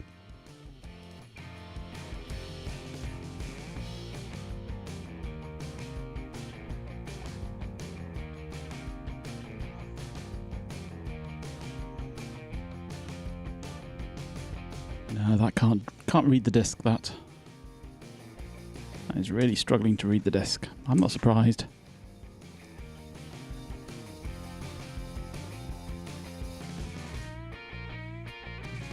I wonder if I can easily change it for a different one.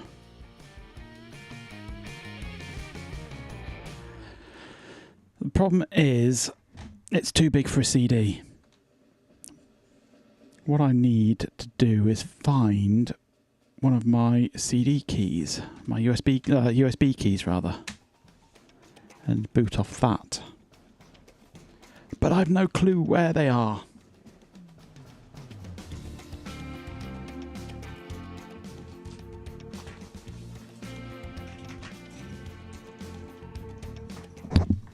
Even just a spare SD card would do.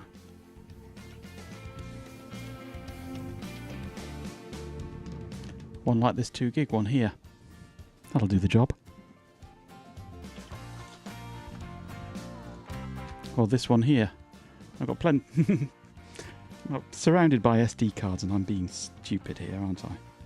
What's this one? That's also a 2 gig.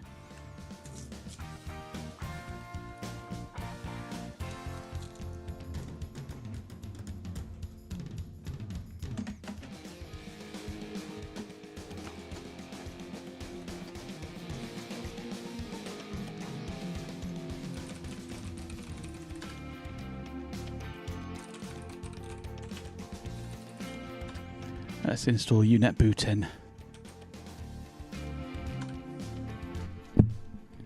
You beat yourself, well done. Beat yourself up, why don't you?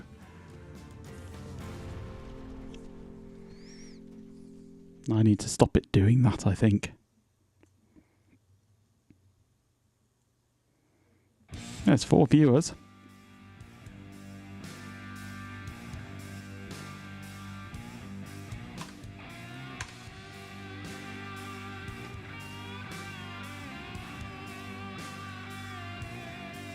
Install the unit booting. Revenge. That's what I like to see.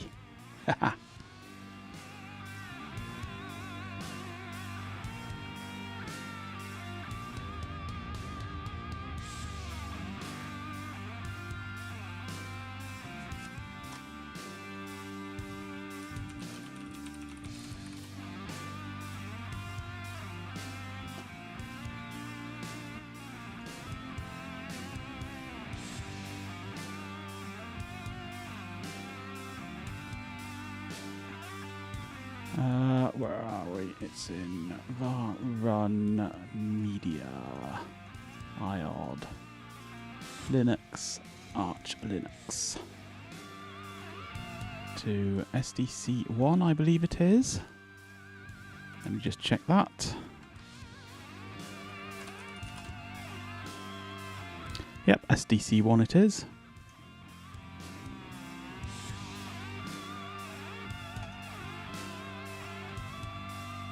And it needs to be mounted first. Where are we? There we go. Mount and open. Okay.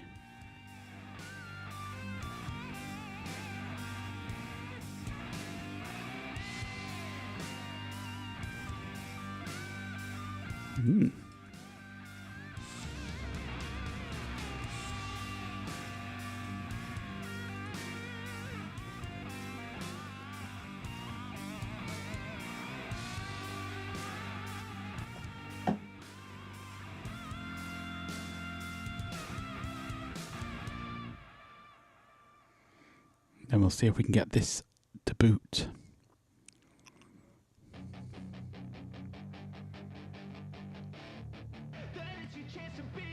Hey kid, don't ever let them get inside your head.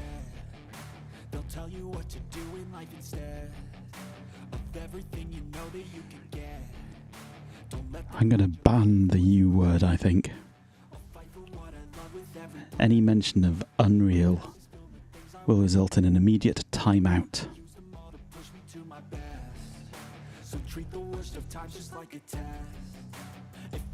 This is a tech channel, not a gaming channel. Who do you think we are, playing games all day? We have a job to do. We have to massage the vintage tech demon.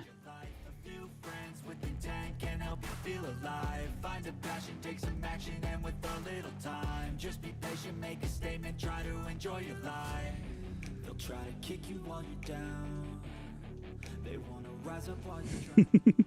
We've exercised the Quake demon anyway. Silently scared that you'll figure it out. I'll make it look like I'm losing. Won't bother hiding my bruises.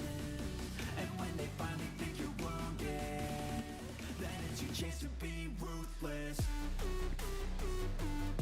It's vintage compared, well, when you're a young pup like Carrot House. Most things are vintage for him. He's barely out of short trousers.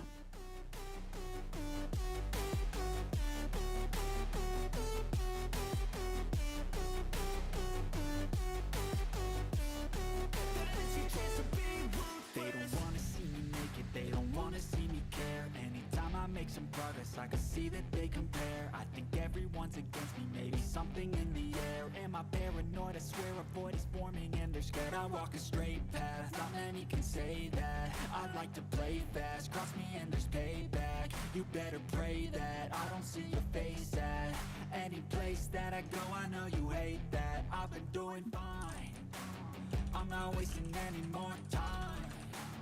I live for the fight and the climb, and I think that the pain that's deep inside is what defines. So I won't give up, I'm gonna make it to the Right. what's in my way. I swear I'm never Let's unmount this. and I swear I will get back up, 'cause I don't deserve a thing and the road ahead is tough. Let me see if we can boot off it.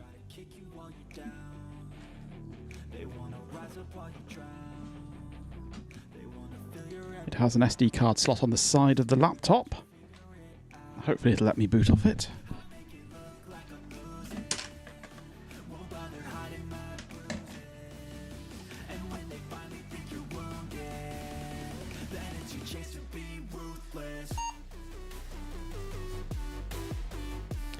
What do we have? We have the DVD drive, USB-C drive, USB hard drive. IDE1 is empty. The SATA disk, the network, or USB key or USB FDD.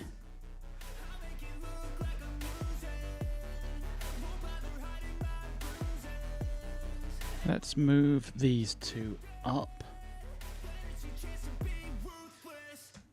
because it might see it as a USB device.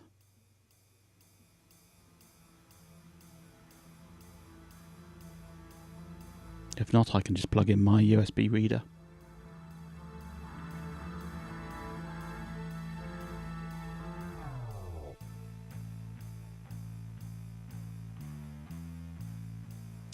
Nope.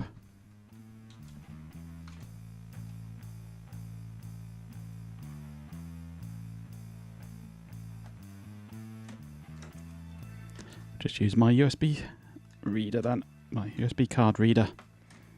That should work.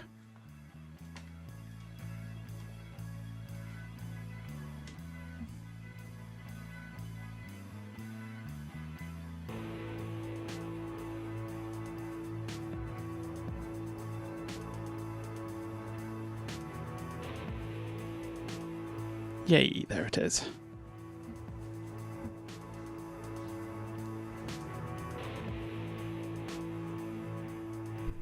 Hopefully it'll be faster than a DVD anyway.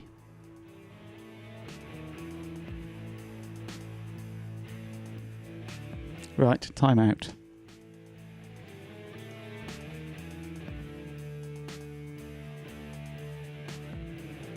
Where's the timeout button hiding? There it is.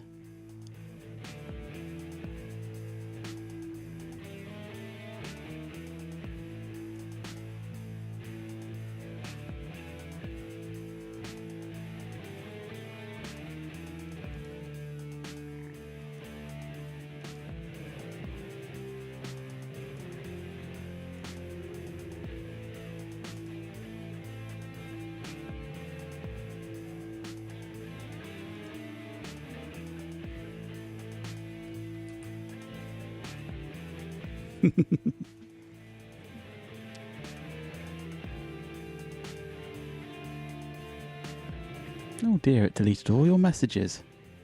That's tragic.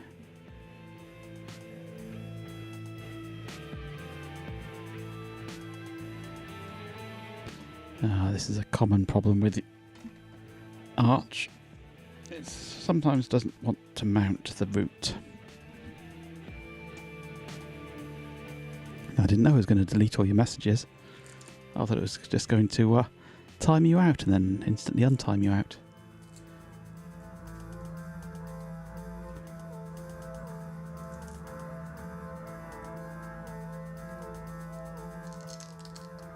But we live and learn.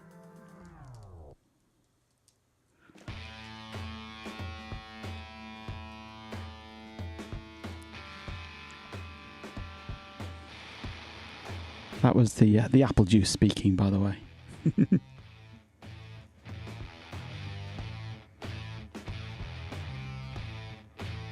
Now, will it work this time?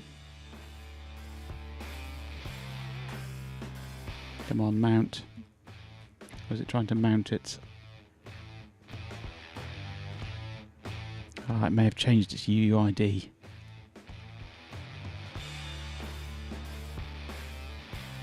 I might need to mount this manually, actually. It may not like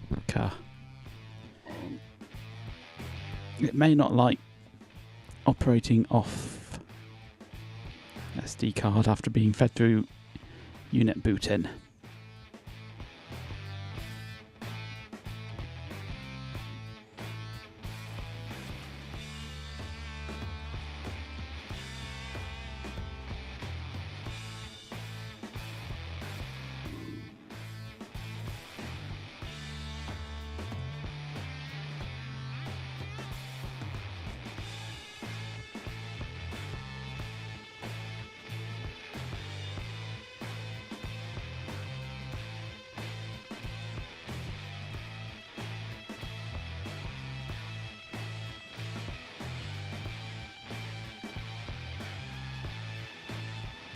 Yeah, the UUID has changed, hasn't it? Right. Maybe in that case I just want to DD the ISO straight over. Never sure if that works or not.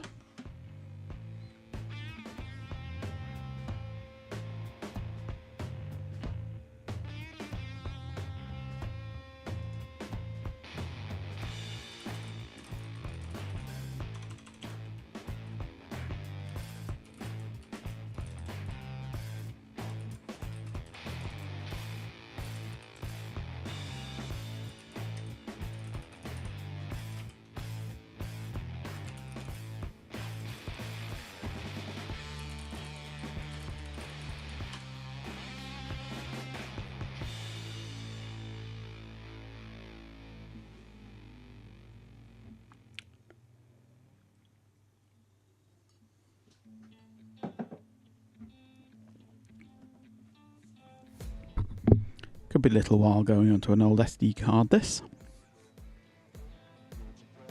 And it's 1.2 megabytes per second.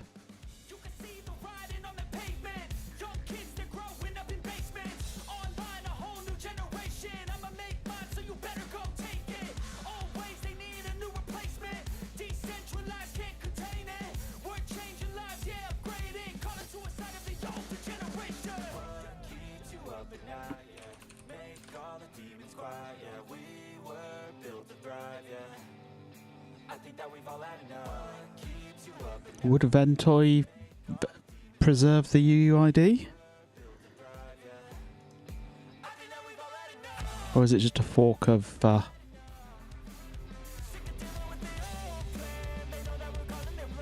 looks like it's supposed to work with Arch. If this doesn't work, I'll try Ventoy.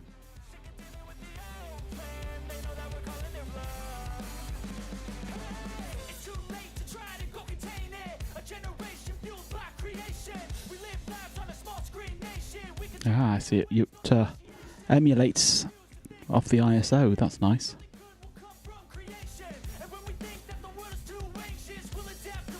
It's an IOD for power-starved systems. I'll try it if this doesn't work.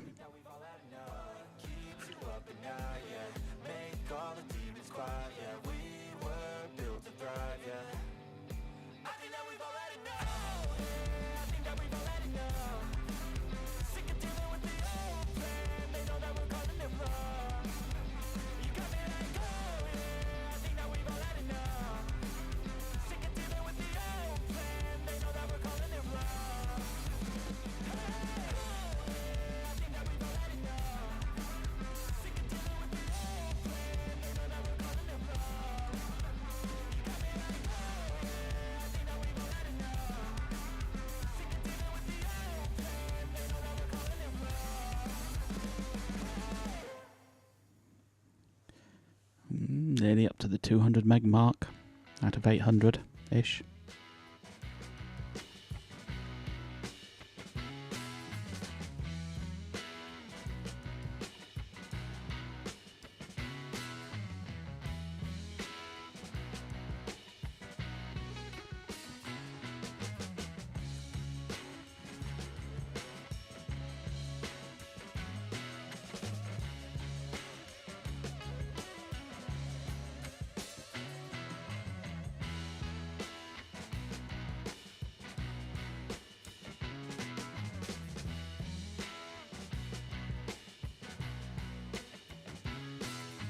Doo-doo-doo.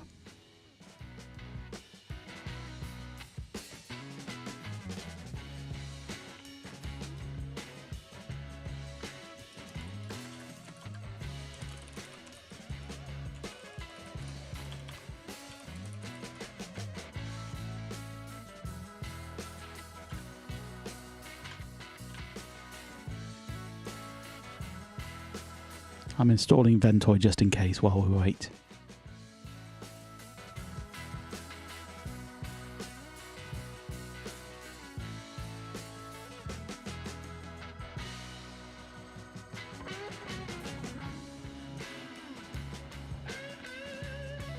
275.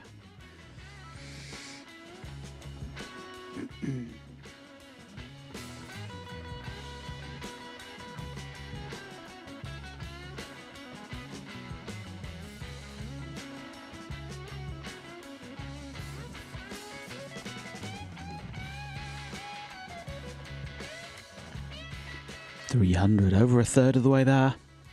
Exciting.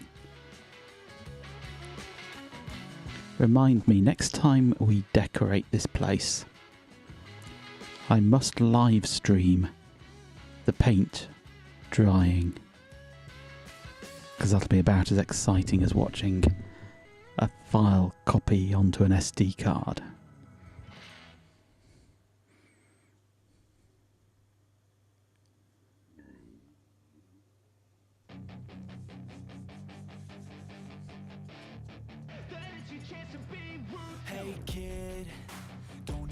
We've just had this one.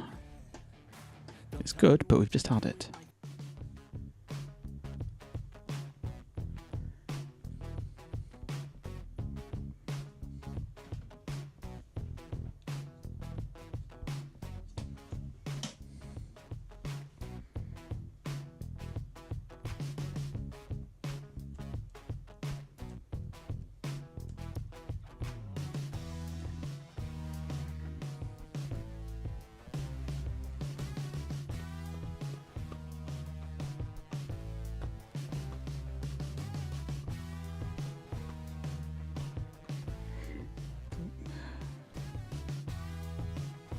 About halfway there. Be ready to celebrate.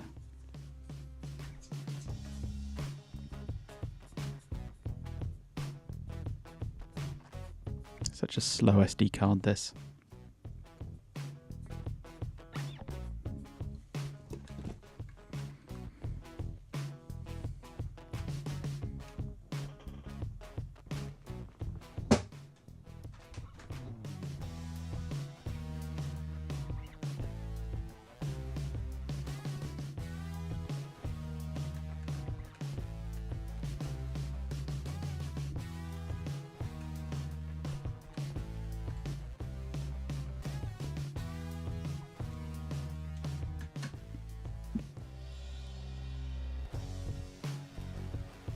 $450. Poke me when it's away, when it's finished, and I'll wake up.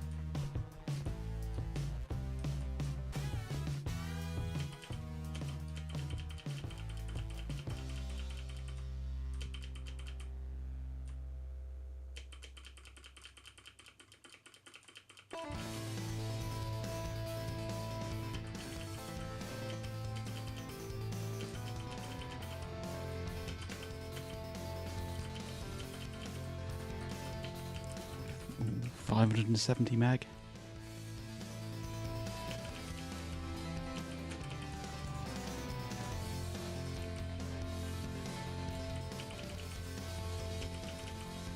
Yay.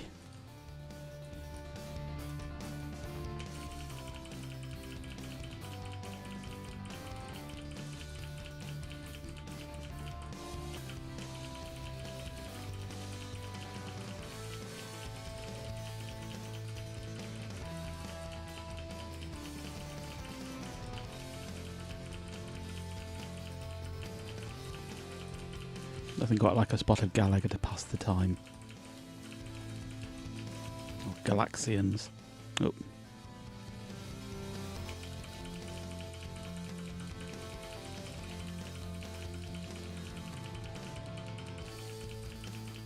The height of Linux gaming this is.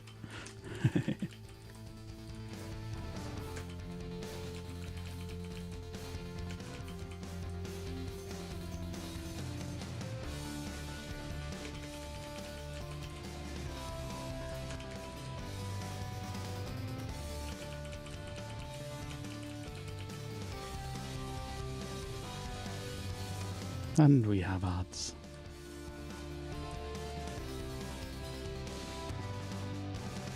Oh, so it is.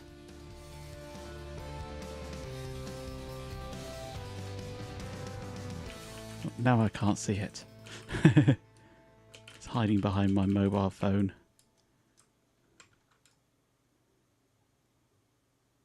There we go. Ah, and I'm dead. Ah! Can't cope with it when it moves. Oh, nearly there anyway. We are nearly there.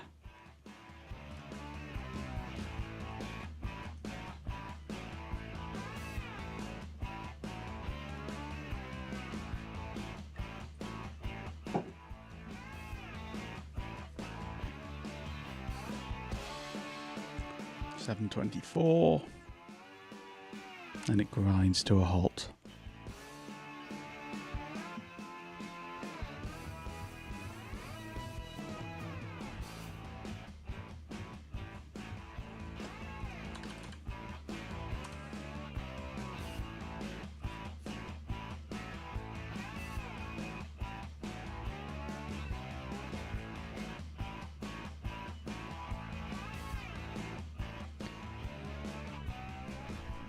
We've reached a slow bit of the card, I think. No, there it goes again.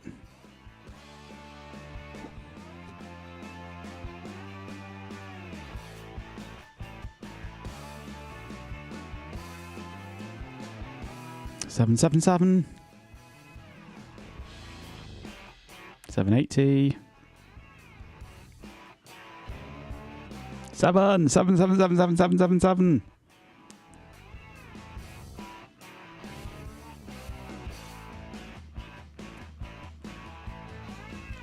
$800, or $7.64 if you count it the other way. Either way, we're nearly there.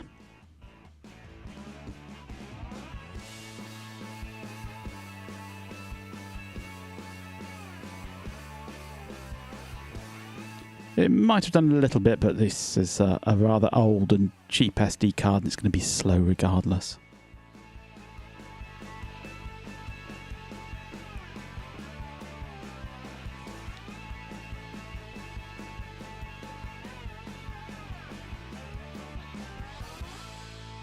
It's all buffered anyway, so it shouldn't make really any difference at all. It's only if you try doing a synchronous write that it would make a difference, I think, with the block size.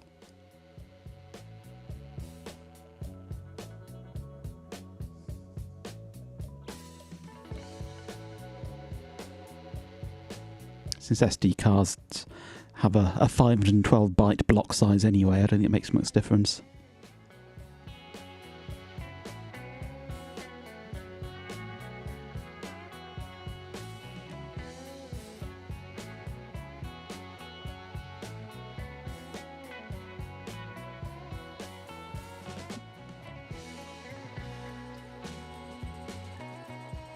Nearly there.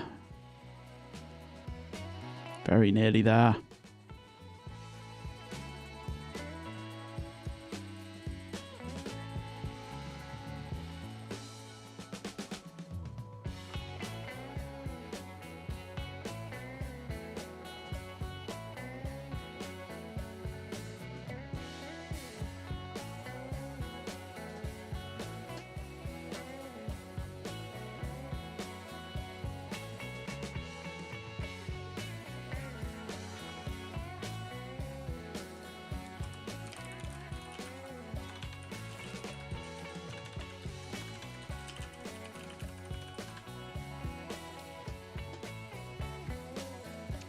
Right, it's there. I'll just do a sync to make sure.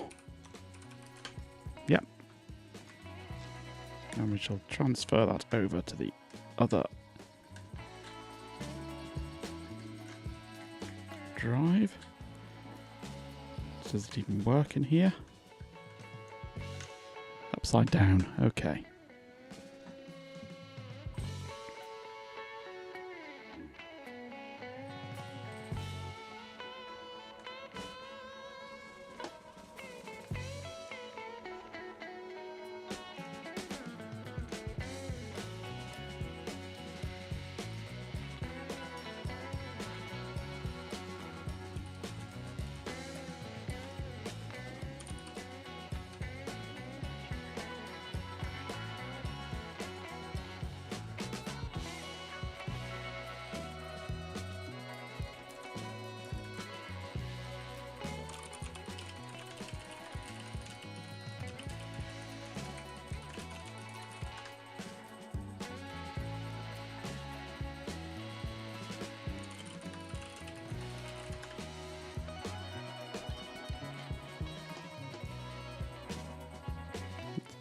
Booting Arch.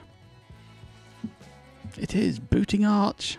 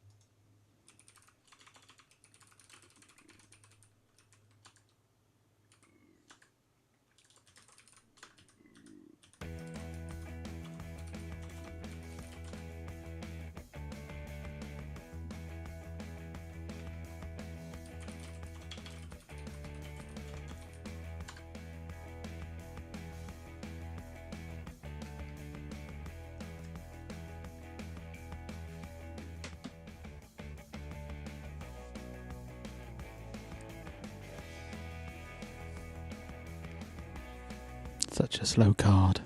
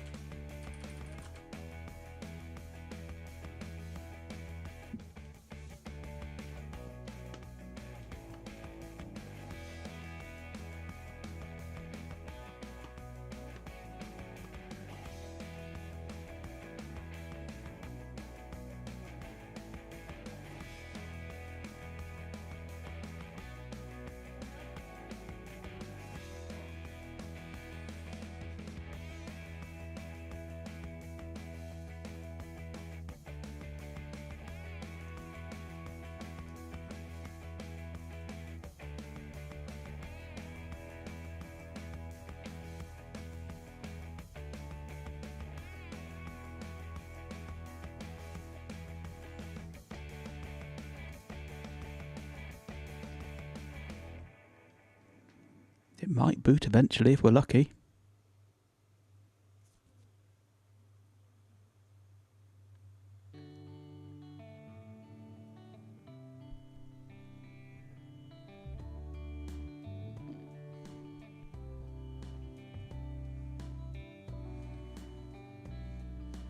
We've got 20 minutes left for me to get this working.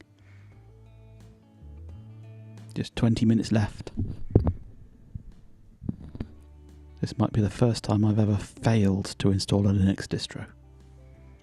It's unheard of. Even my 486 has run Linux successfully.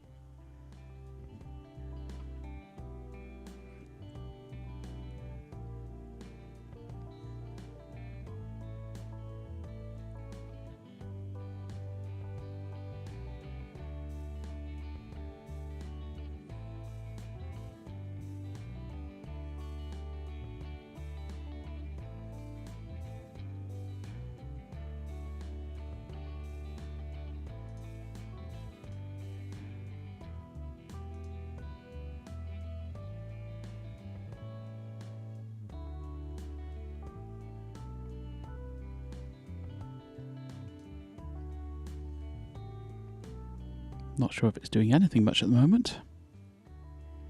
I hope it is.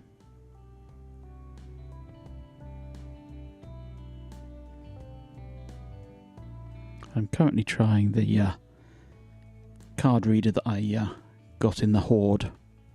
So maybe that's just being slow and rubbish. Maybe I should go back to my USB 3 one.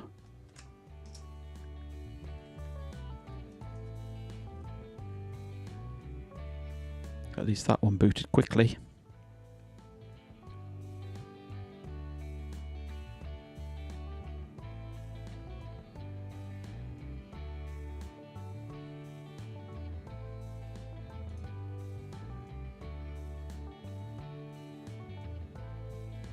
Seems to have stalled. One moment.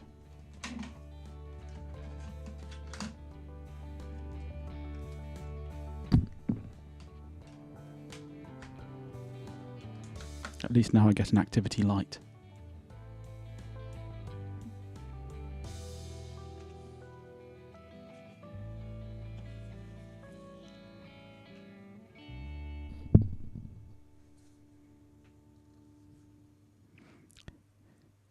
Is your washing machine contagious?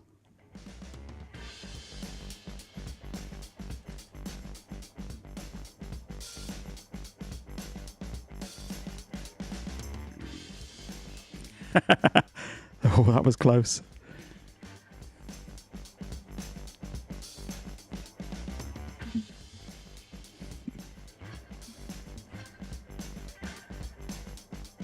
Let's try booting again, this time off my better USB drive. I think.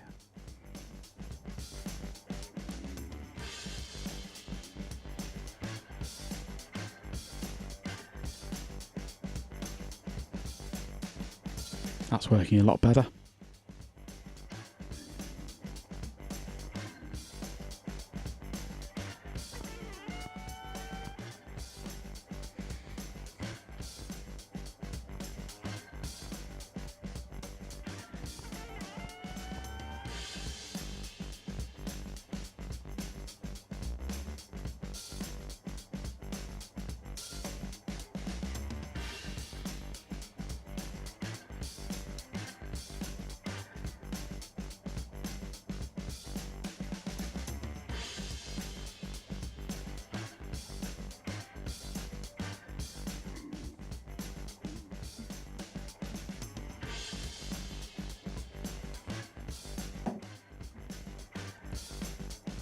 I'm nearly out of apple juice as well.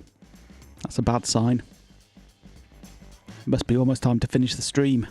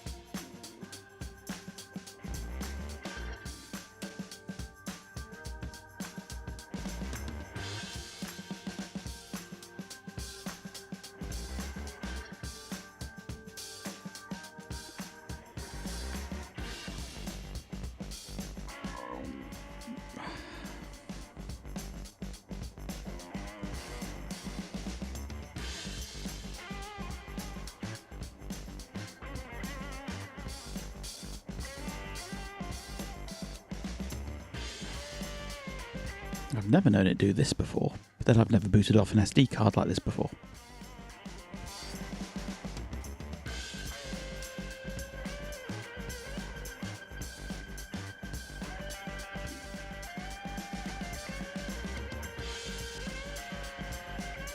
This is looking a lot better than last time anyway. Right, let's see if we can speed run installing Arch.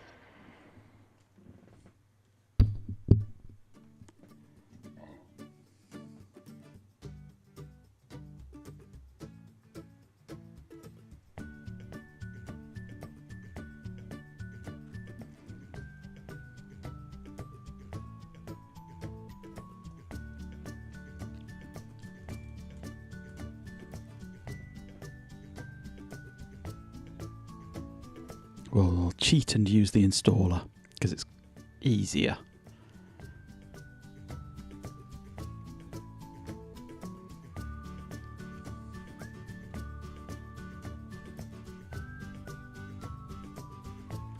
Okay, mirror.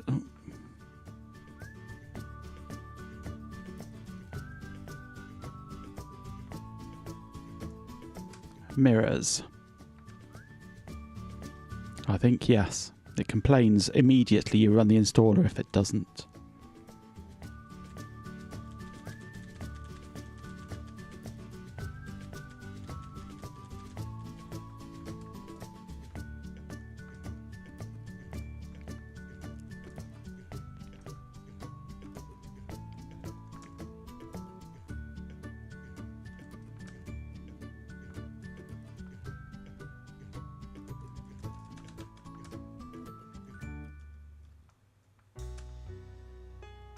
Disk configuration, best effort on that disk there.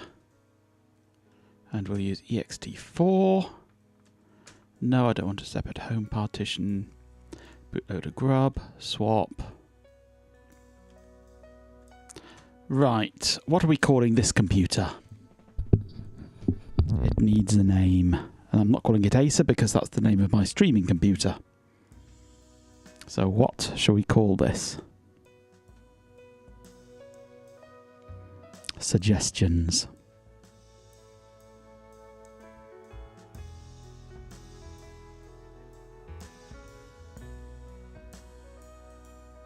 It's an Acer, it's an AMD Turon, it's an Aspire 5100. Anything there spark any ideas? Sluggish? I could just call it Turon. It's boring though. Let's be more imaginative. Aspiration. No.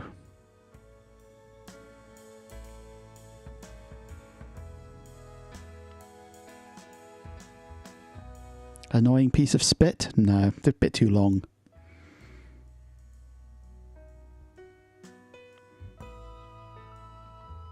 Broken touchpad?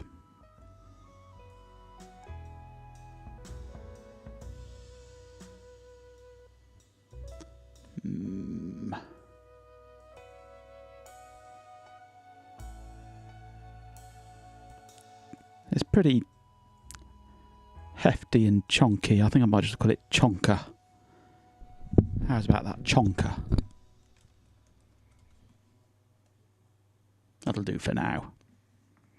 Hostname Chonker.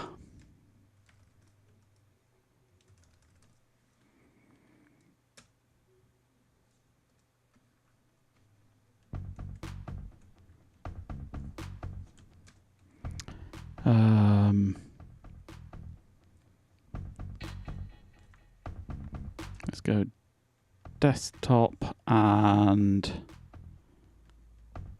XFCE.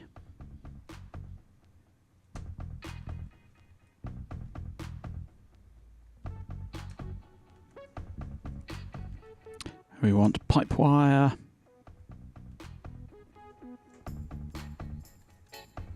We want network manager. And that'll do. Right, see what happens.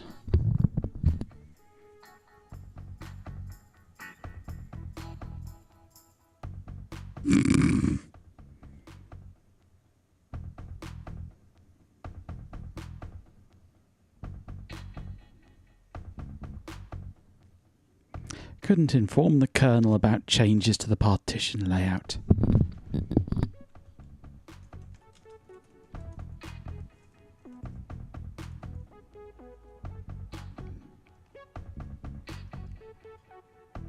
Because SDA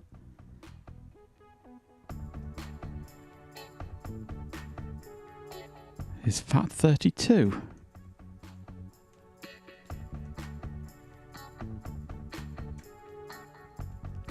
What?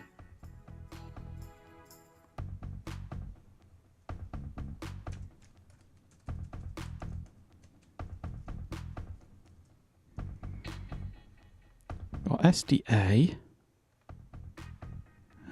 Okay.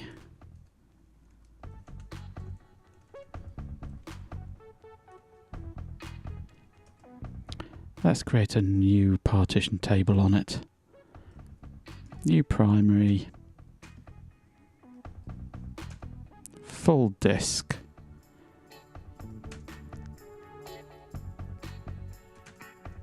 I'm going to install manually.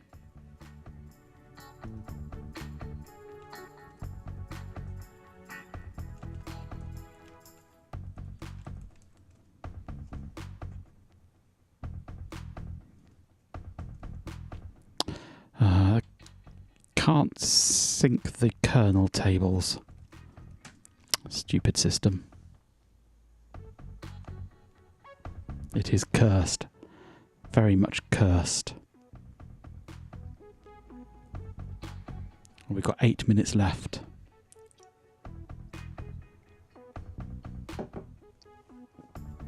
Maybe I'll name it Cursed.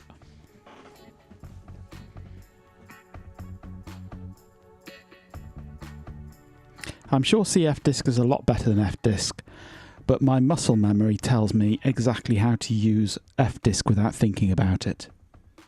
So F disk is what I use. I'm sure it'd be better to use CF disk, but the end result is the same. It partitions the drive. It's just my hands automatically use F disk. I don't have to tell them.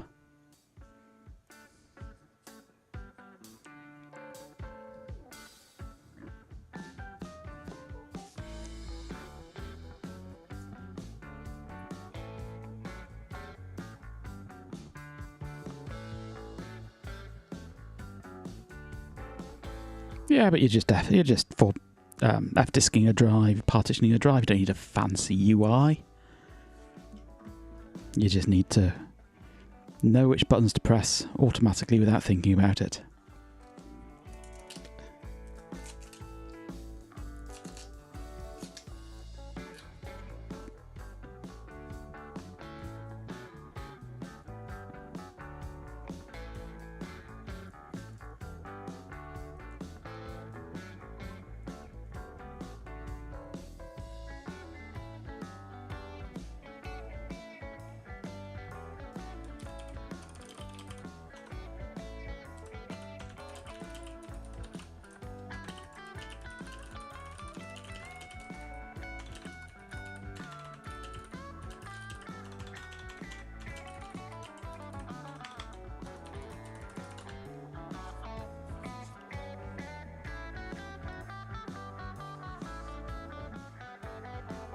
We love you, Carrot House.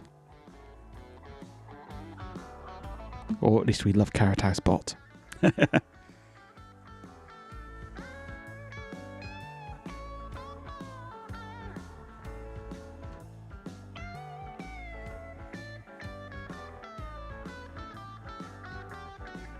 Right, let's see if it knows about the drive partition now with Linux on it.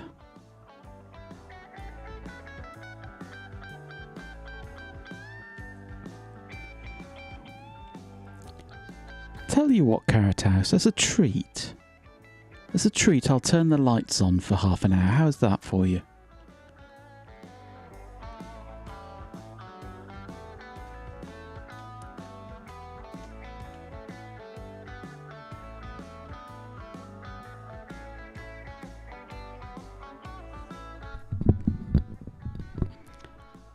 Right, let's have a look. F-disk. We have a Linux partition. Right.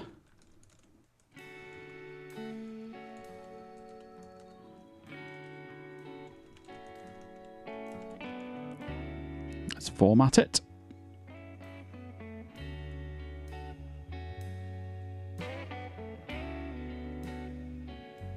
I think we might be overrunning today. We've got 4 minutes left and I'm still formatting.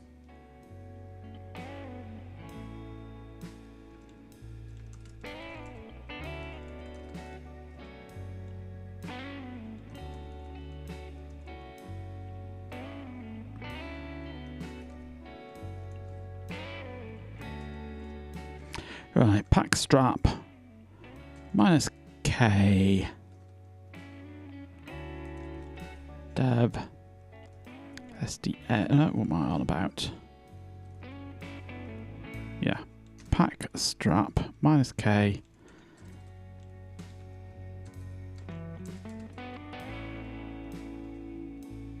Base and Linux. See if this will install.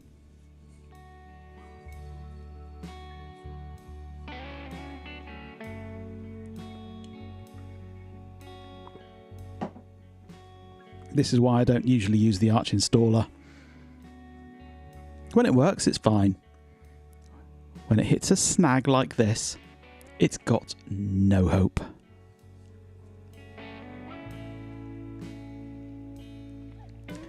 I'm in two minds about swap files.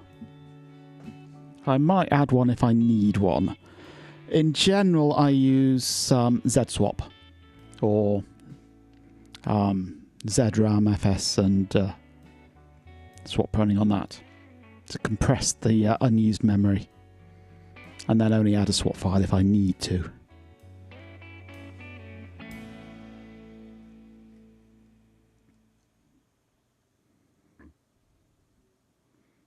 Although on this, ZSwap could be kind of sluggish, but still probably quicker than a hard drive. I can always shrink the root partition slightly if I need to make a swap partition.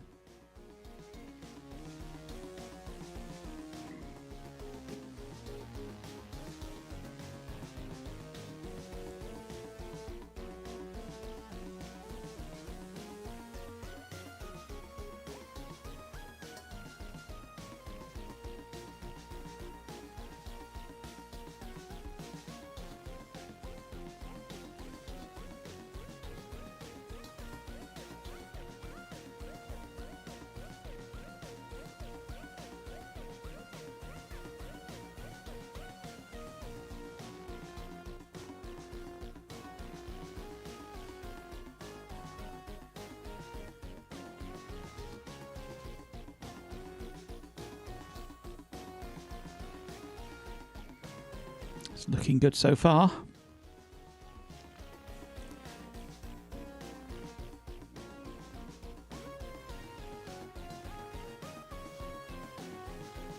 You're cursed tonight, Carrot House. You just can't win, can you?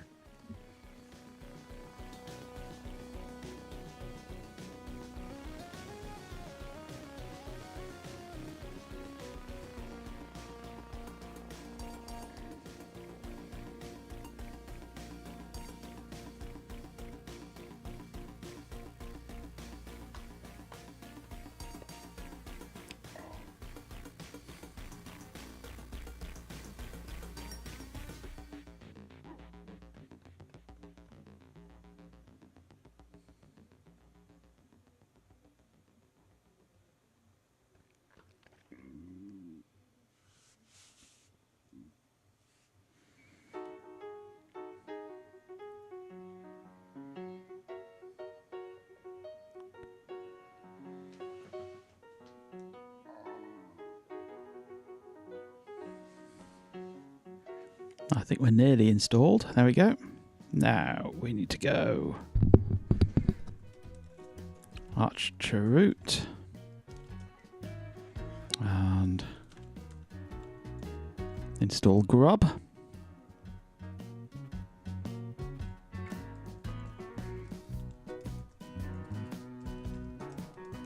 And Vim and a network manager, which isn't hyphenated.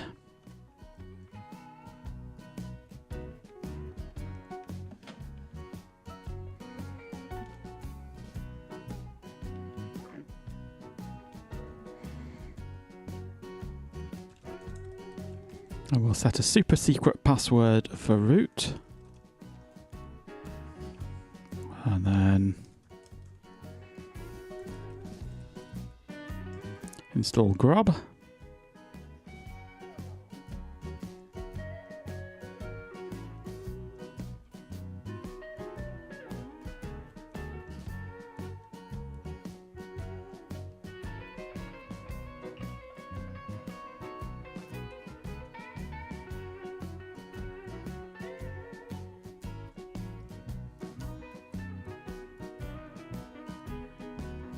Eventually we might install Grub. There we go.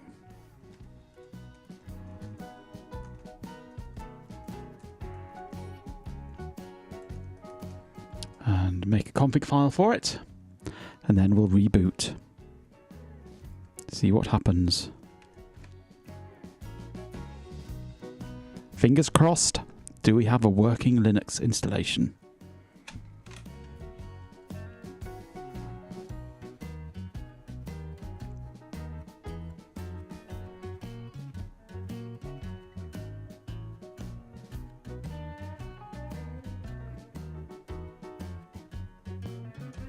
Can't see what that says. It's hiding behind the overlays.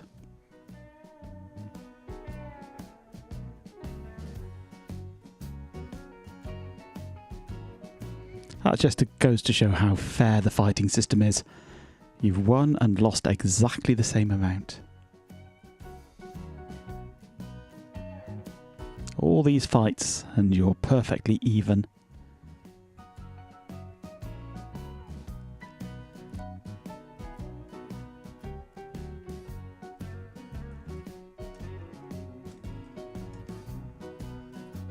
Yay, we have Arch installed. Although it can't really do anything yet.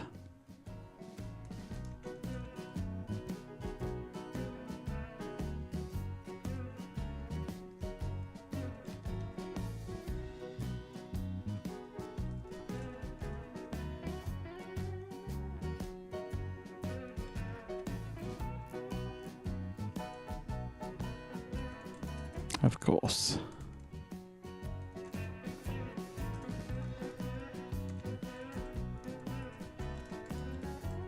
Need to start Network Manager, don't I?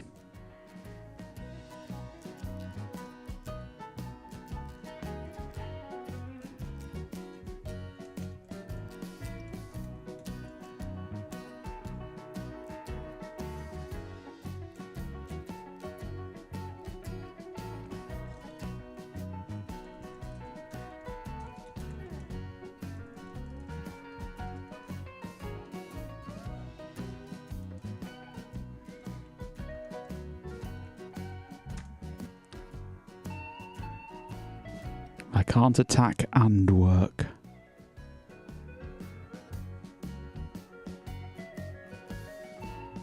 That means changing keyboards and moving the mouse. I can't do that right now. Can't do that and type.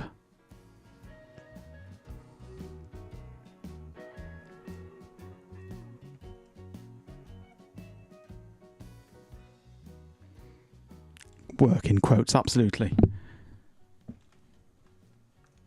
It is work. You pay me to do this. You're my boss.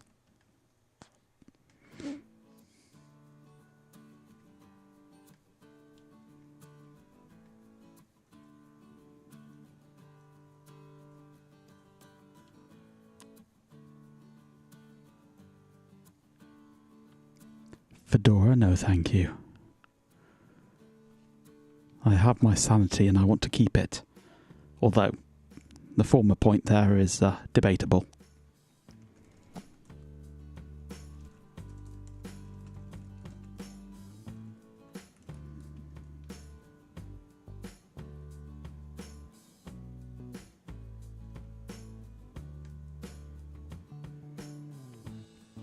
Can I get an X display?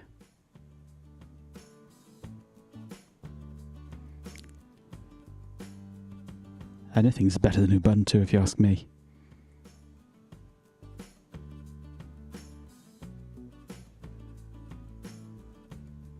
Not sure that it actually installed X, did it?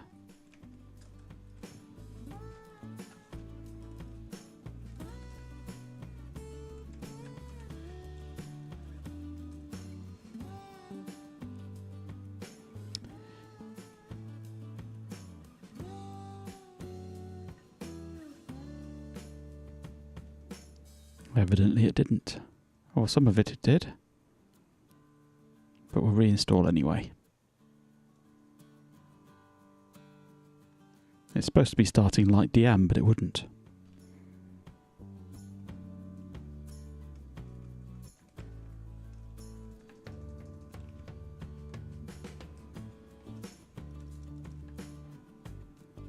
just sitting there flashing.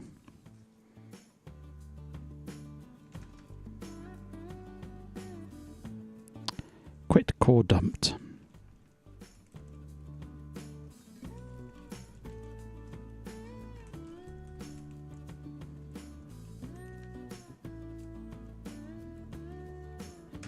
Let's make a swap file, because I've not got Z swap installed and running yet.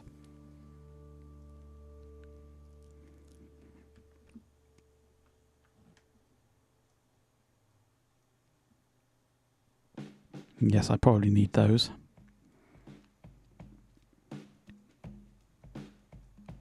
But Xorg itself isn't installing at the moment, which I think is probably a swap problem.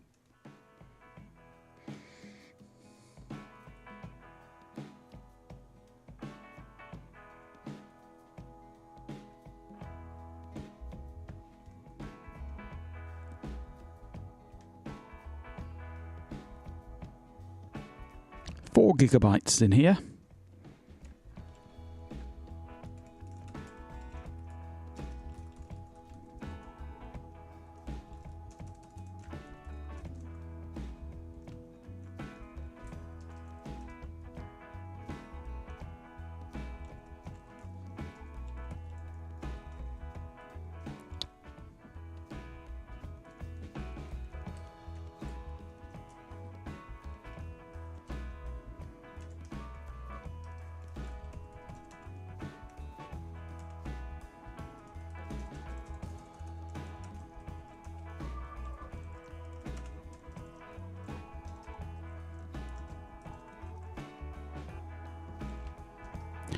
Right, let's try again.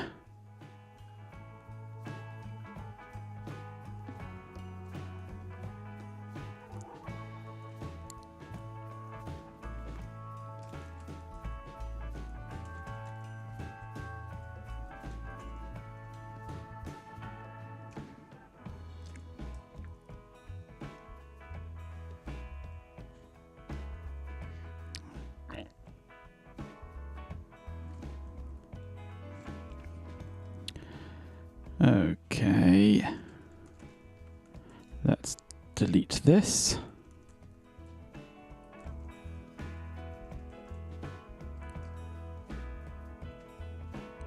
And try again.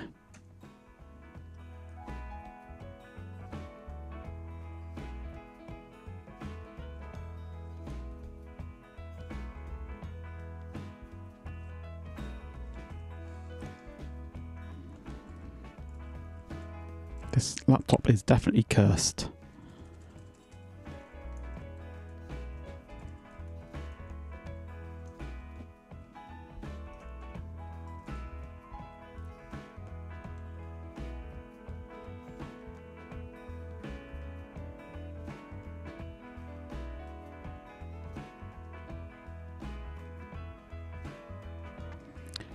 Right.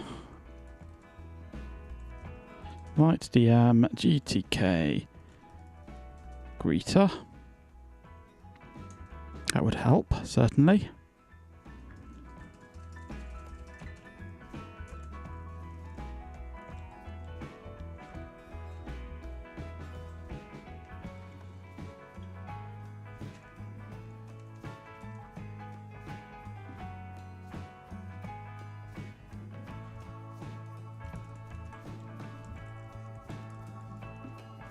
See if that'll work now.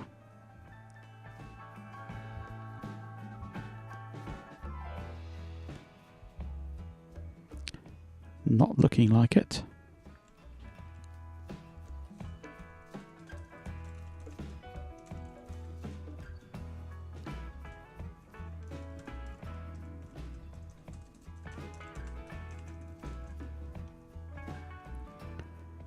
What is failing? It's an ATI Radeon Express 1100 in this.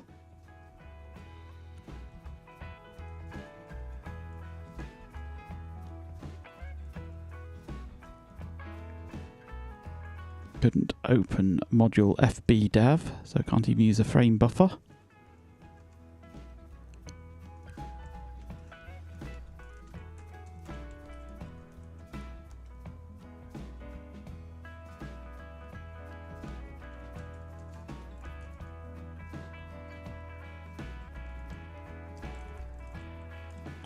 I'm assuming XF86 video AMD GPU.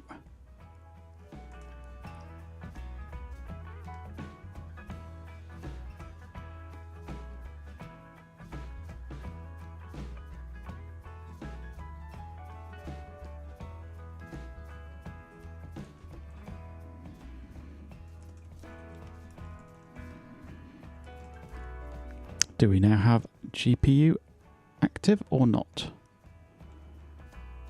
Evidently not.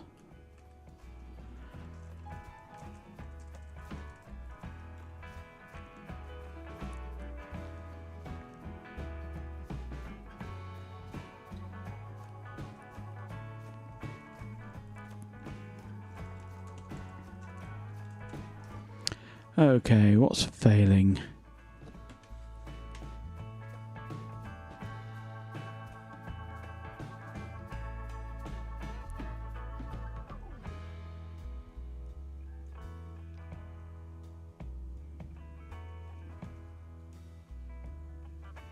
Cheerio, Open Monkey. Thanks for swinging by.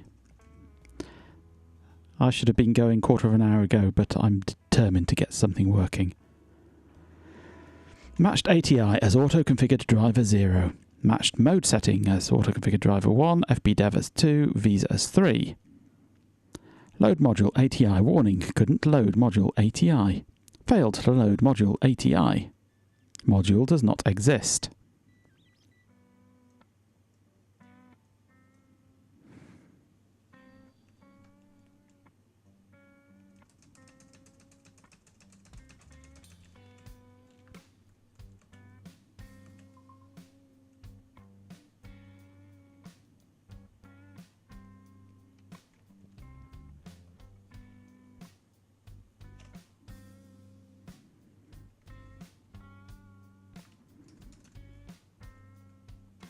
Video ATI? Ah, there. Oh, thought about it. Xterm not found, fair enough. Let's restart Light DM. Was that the magic sauce? I wish AMD had never bought ATI, it's so confusing now. Ha! We have login. Can't see what I'm doing though, but I blame the VGA converter.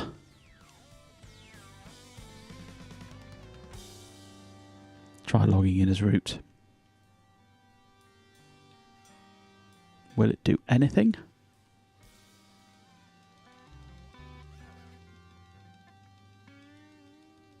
Maybe not. It's a start though.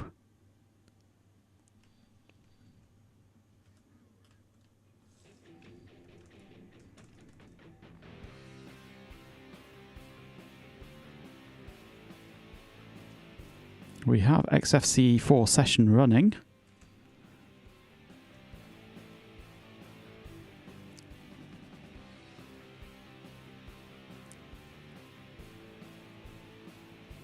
Oh, my fault you're not having a video. Oh.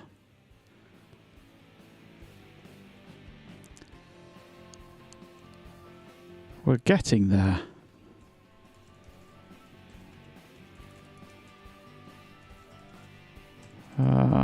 Pac-Man.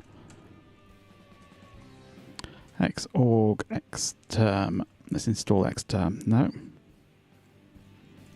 What's it called? It's just Xterm. I thought it was called Xorg Xterm. Maybe I'm thinking TWM. Yes, that's the one with Xorg in front of it. Let's just run StartX and see what we get. There we go. We have an X Windows session So it's actually working, it's just XFCE isn't.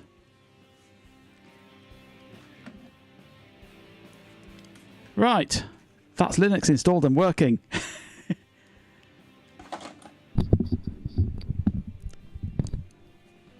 Believe it or not, I used to use TWM, unironically.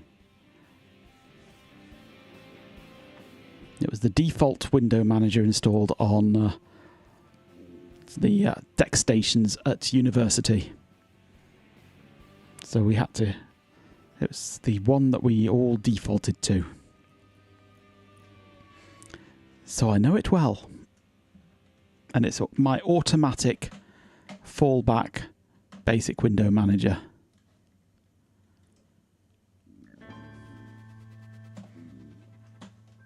And it's a fantastic window manager. It's so light and simple.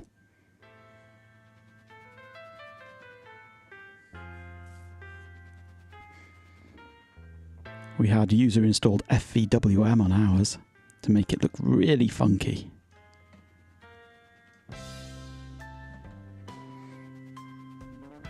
But it has Windows on it now, X Windows. It is actually working. So I'm going to call this a win. I'm going to say, yes, I have got an Linux distribution installed on this and working. So, Carrot House, would you like to do the honours? Or shall I?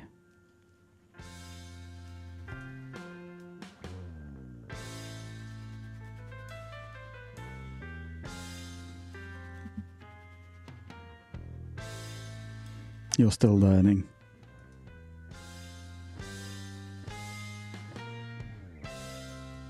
I'm not sure I can actually, because you started the poll.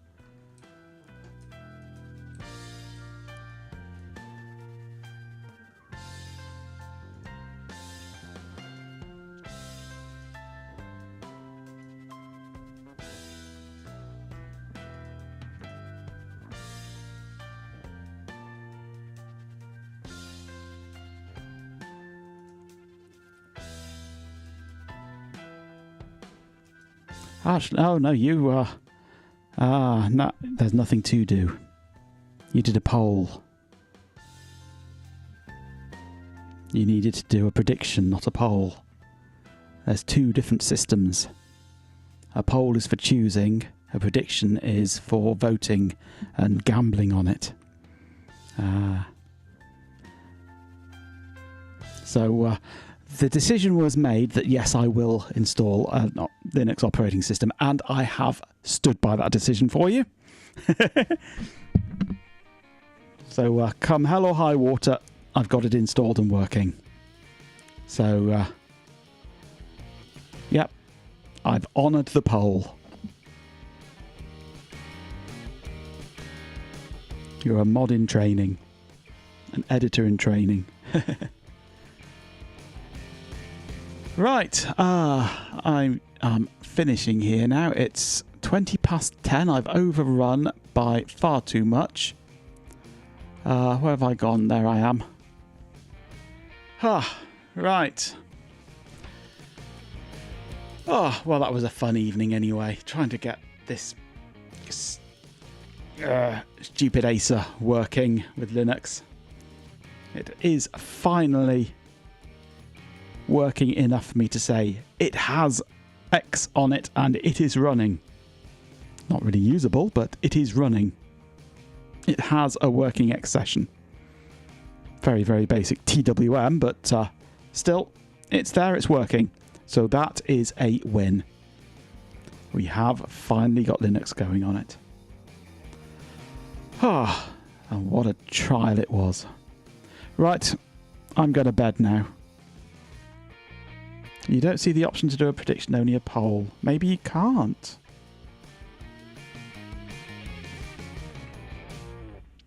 On mine, it has an icon which is like a circle with a couple of stars in it. Maybe it doesn't let editors do that. I don't know. I'm still learning as well. There's so many of these weird things in Twitch that I'm never quite sure what does what and, and what effects things will have. But, well, we're both learning. Right, so yeah, I'm going to go to bed now. It's my bedtime.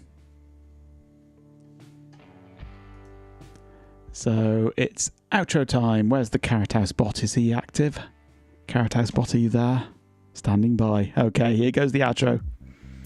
Right, well, thank you for joining me on this adventurous journey through fighting to get Linux on this terrible Acer. It did it eventually, but yeah, what a fight it was.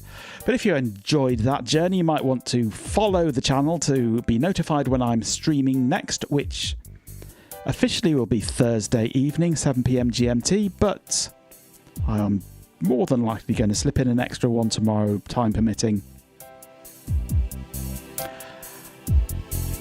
You can also find me on YouTube and on Discord, and there is Patreon if you would like to subscribe on there to get your name in this scrolly down the bottom here. But that's really all you get from Patreon at the moment. I'm not pushing it, but it's there if you want to really support me. You can also subscribe to the channel to help support me, in which case you get a few extra funky goodies during the streams. But until next time, be better than Carrot House, if that's possible. And I will see you next time.